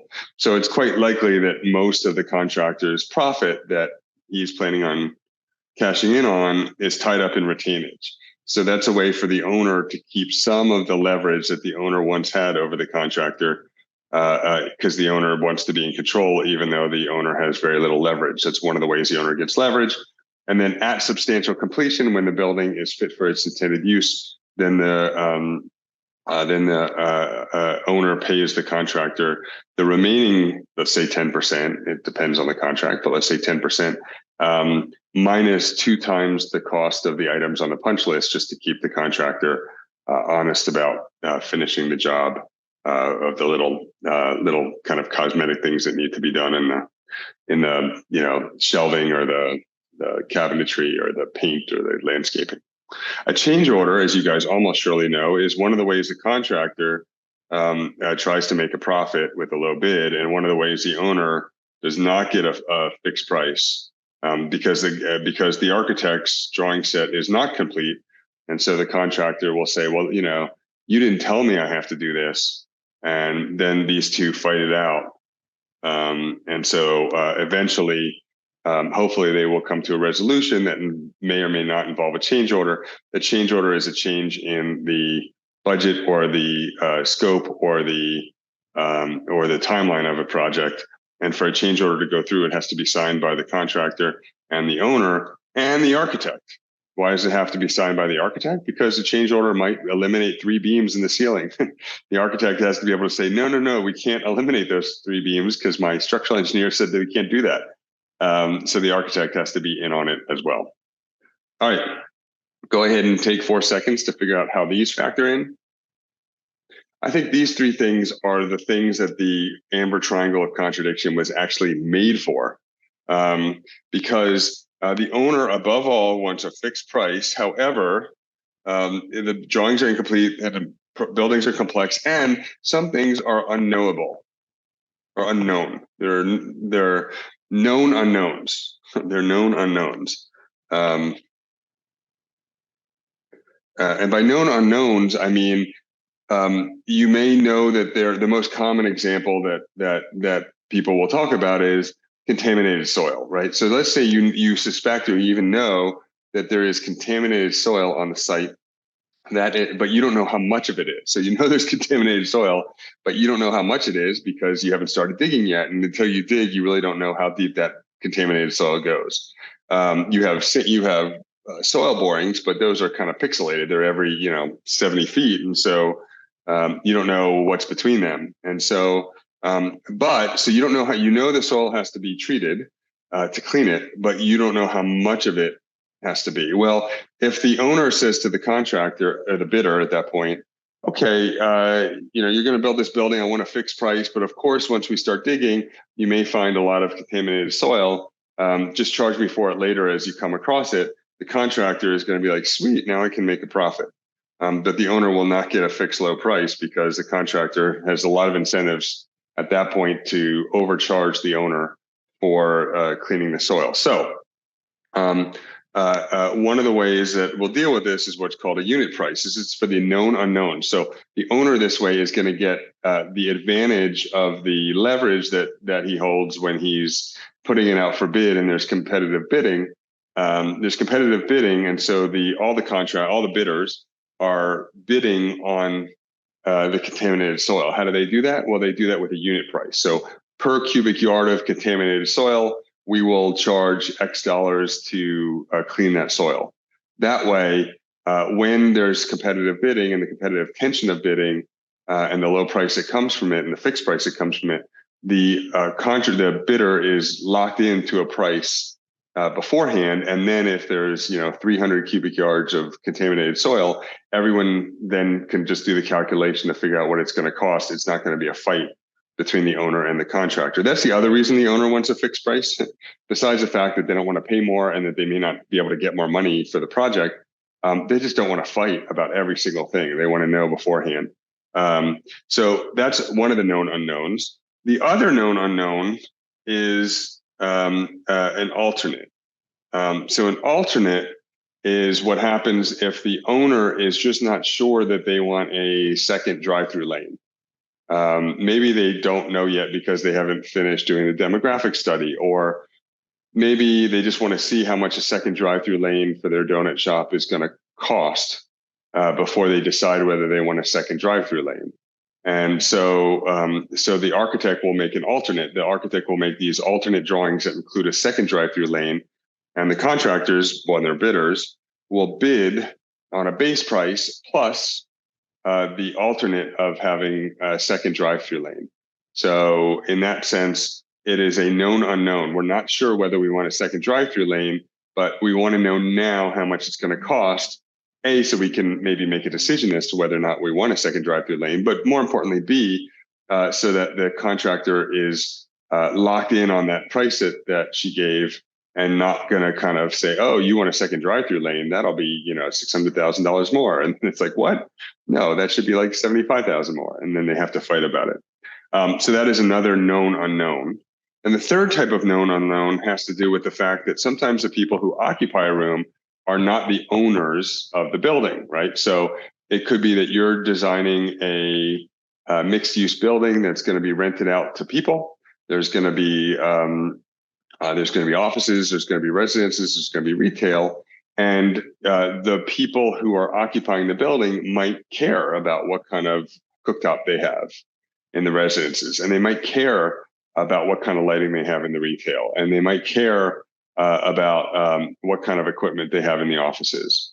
And so you want to give each one, you want to give the future renters or owners some control, but you don't want it to be infinite, and you again need a fixed price. You can't be dealing with all this later. So you will put in the contract, in the bidding documents, you're going to say, look, we want to have $2,000 for equipment for each office, for things like copiers and that kind of thing, or furniture or whatever it is. We're going to have a price that we're going to decide now. Again, furniture is not necessarily something a contractor would deal with. So let's say it's the refrigerator for the office. That may be something. The refrigerator may have plumbing involved in it because it has a ice water machine, a water dispenser. And so there's going to be some plumbing involved. And so we want the contractor to be involved in the installation of the refrigerator in the office break rooms. But the offices themselves may care about how big a refrigerator it is, depending on how many people work there, for instance.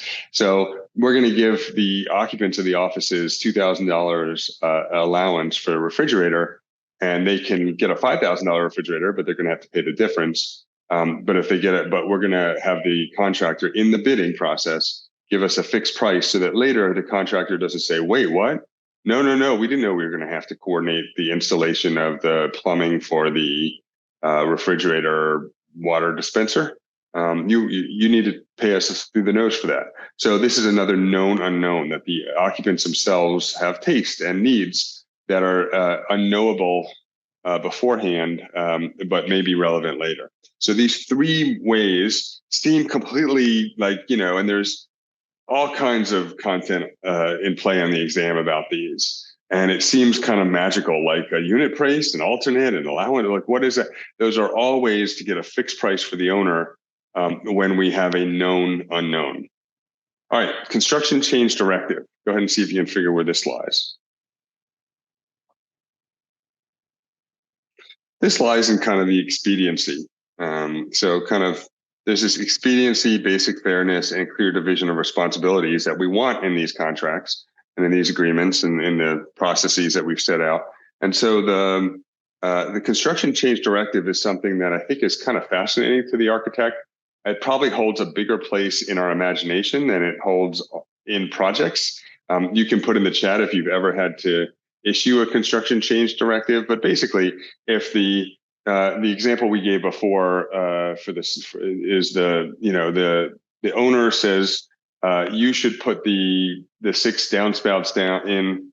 The contractor says, I didn't bid on that. That wasn't part of the deal. The owner says, come on, man. I mean, obviously we needed downspouts for this, and this is way too big a roof for one downspout.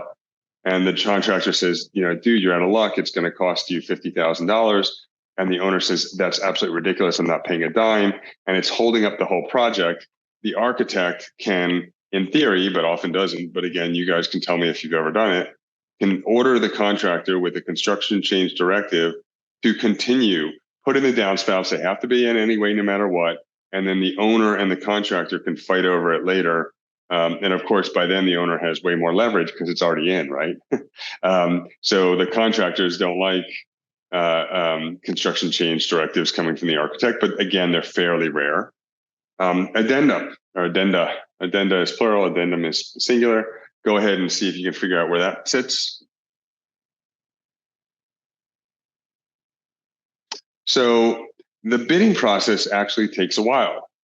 It would not be unusual for by the time between when the construction drawings are finished and the bids come back in, it may be months while the contractors are pulling together packages, talking to all their subs and looking over all the drawings and specs to come up with a bid price. And so during that time, it is not unusual for the architect to keep designing, often in response to questions from the bidders. So the bidders may say, I noticed that there's no downspouts. I assume that you want downspouts. How many downspouts do you want? And so these are kind of questions that don't go direct they go from the contractor to the architect, from the bidder to the architect, but they don't just go back to the contractor. They go back to all the bidders. at the time. There's no contractor, but they go back to all the bidders, because that way everyone is competing on the same building that now has 6 downspouts in the drawings. And if you've ever seen a drawing, if this is your downspout, you ever seen a drawing that has one of these clouds around it, that's to identify it's an addendum item. So so you can tell the gutter fabricator subcontractor that the bidder is working with, can give them that set of drawings and say, okay, now it looks like there's 6 downspouts. You definitely might want to change your bid to me because you have to do 6 additional downspouts relative to what was on there. So all the bidders will have an answer to that question, and often, the answer to that question comes in a drawing that has one of these addenda clouds around it. Fiduciary duty. Go ahead and see if you can remember what that means and figure out where this sits. If you know what it means, you know where it sits. The architect does not want to be held responsible. So is the architect held to a standard of fiduciary duty to the owner? And the answer is surprisingly no. Not surprisingly, when you understand the triangle of contradiction. Very surprisingly, if you think of what an architect sees herself as. So if you are an architect, you are held to the standard of care, which means you're held to a level equal to other architects practicing in your region at the same time. Fiduciary duty is what we expect from physicians. We expect them to have our best interest at heart. Now, frankly, architects almost always have their owner's best interest at heart. But we are not legally obligated to, because in a court of law, it's much easier to sue an architect or a doctor if you can say, well, when you designed this building and you didn't include any of the downspouts, ladies and gentlemen of the jury, does this sound like someone who had the best interest of the owner in mind, that they were so sloppy that they didn't design 6 downspouts? So the architect does not have fiduciary duty, and the architect is also not an agent of the owner. The architect is a contractor of the owner, but not an agent, cannot speak definitively for the owner, and is not obligated to act in the owner's best interest legally, even though, wink, wink, we kind of do. We're not held to that level. All right, bid bond. See if you can figure out where that sits in this amber triangle of contradiction.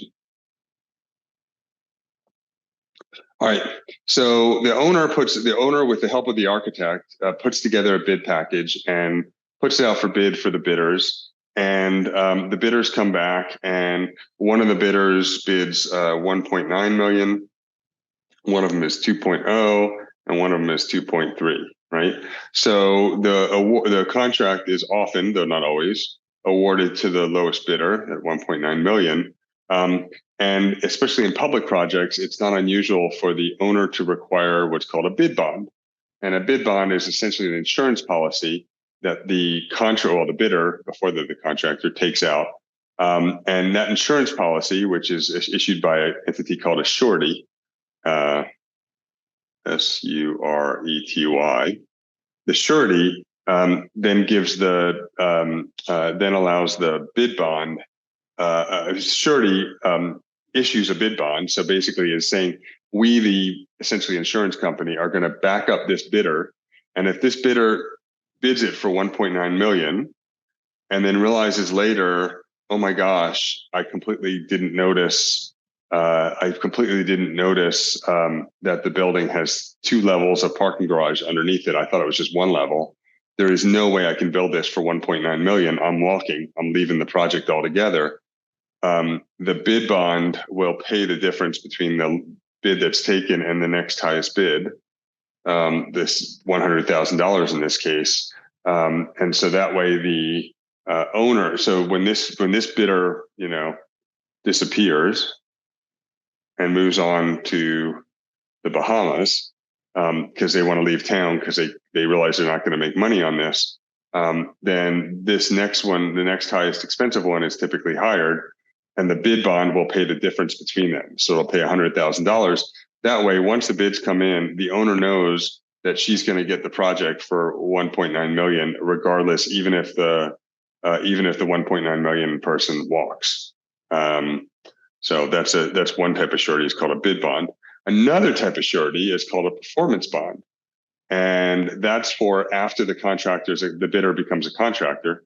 If the contractor flakes out because the contractor realizes they can't make a profit, or the contractor, declares bankruptcy. All these things happen all the time. Like the construction process, as you probably know, the contractors definitely do not have fiduciary duty to the owners, and these two are punching each other in the face, kind of figuratively, the entire project.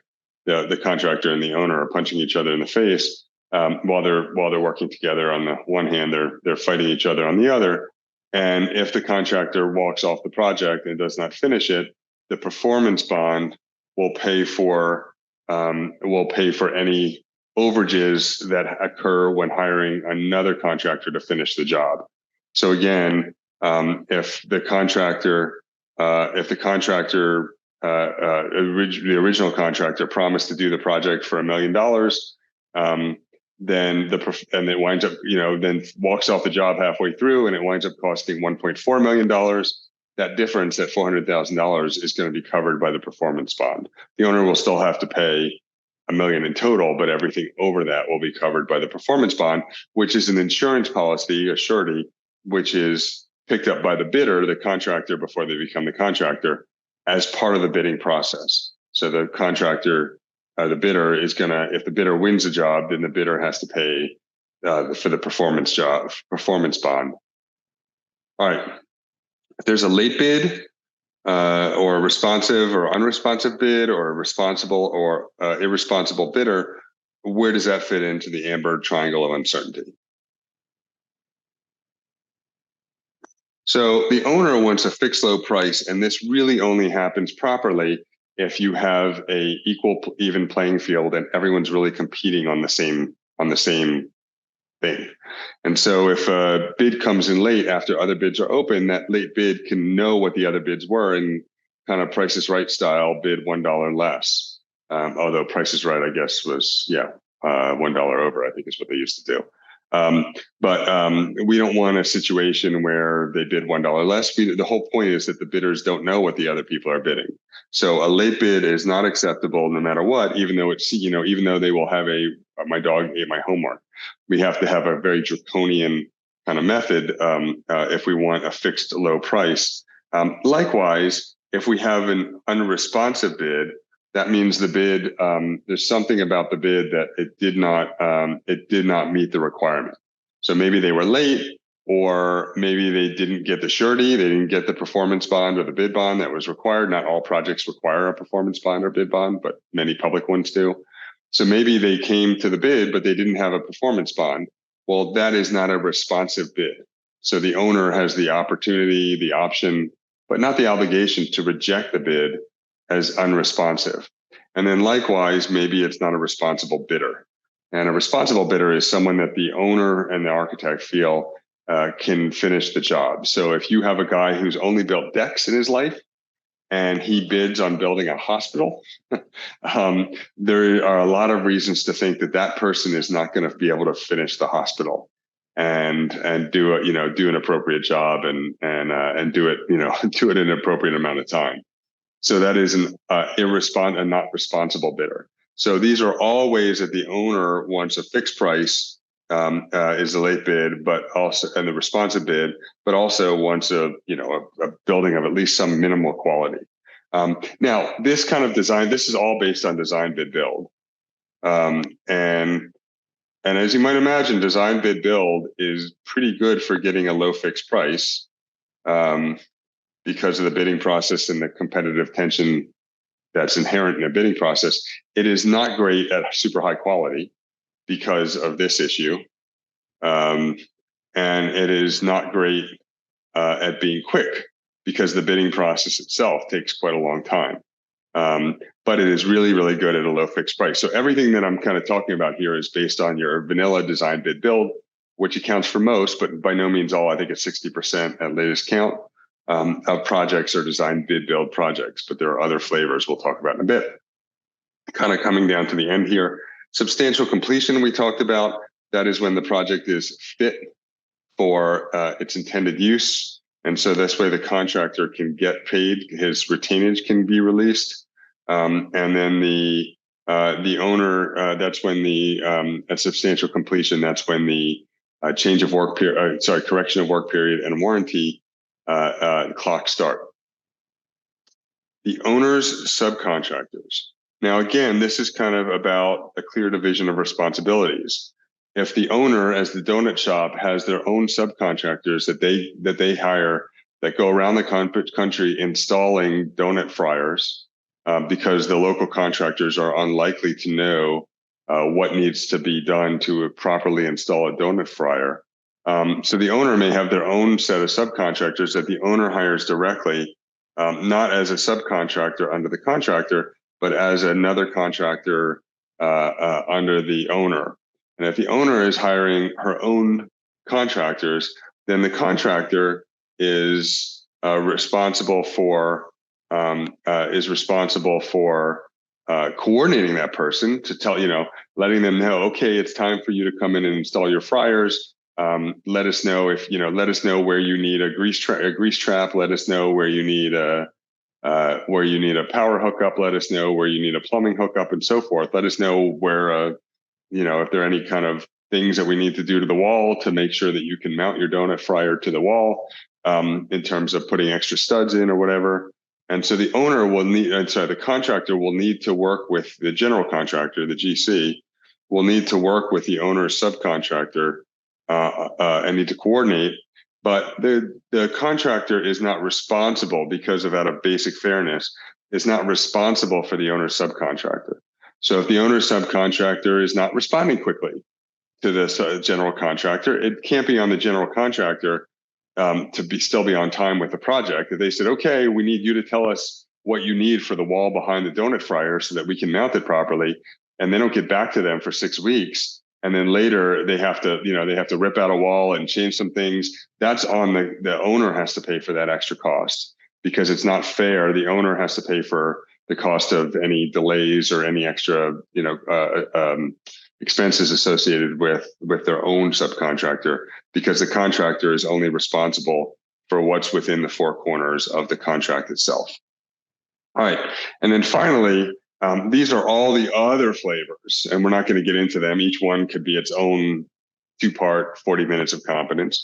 But these are the other ways of project delivery that really, all of these things, well, at least some of these things, and some of these things, they take on more or less meaning, and other things might slip in depending on whether you're doing design build, bridge design build, fast track, negotiated select team, invited bid, CM as agent, CM as advisor, CM as constructor, CM, of course, is construction manager, cost plus fixed fee, multi-prime, integrated project delivery. These are other flavors of project delivery that don't necessarily, they'll have a lot of the same issues about expediency and the basic fairness, but, clear divisions of responsibility and integrated project delivery, well, that kind of is not so important anymore. And so each one of these has a different kind of triangle of contradiction that it's trying to deal with, and different kind of priorities. So for instance, in the case of design build, often what the owner wants is to not have the architect and the contractor pointing fingers at one another. They want a smoother process because they want the architect and the contractor to be on the same team. And so by having a single contract, they can do that. But they're less likely to get a fixed low price because they no longer have the competitive tension of bidding. So a fixed low price may drop down as a secondary priority, and schedule may emerge as a primary priority, or sometimes quality with design build may be better, but often is not either. All right. So back to our original question. An architect designed this house, and then the architect said, wait a minute, I took a thermal image of the house, and it seems to me, and what I'm talking about is like took a thermal image of the house, and in this case, there's these holes where the spray foam is injected into the plaster, and the owner or the architect said, this particular bay, which is not the case in this drawing, but this particular bay looks like there's a lot of heat going through it. What the hell's going on? Maybe you guys didn't insulate it like you thought you did. So it is in the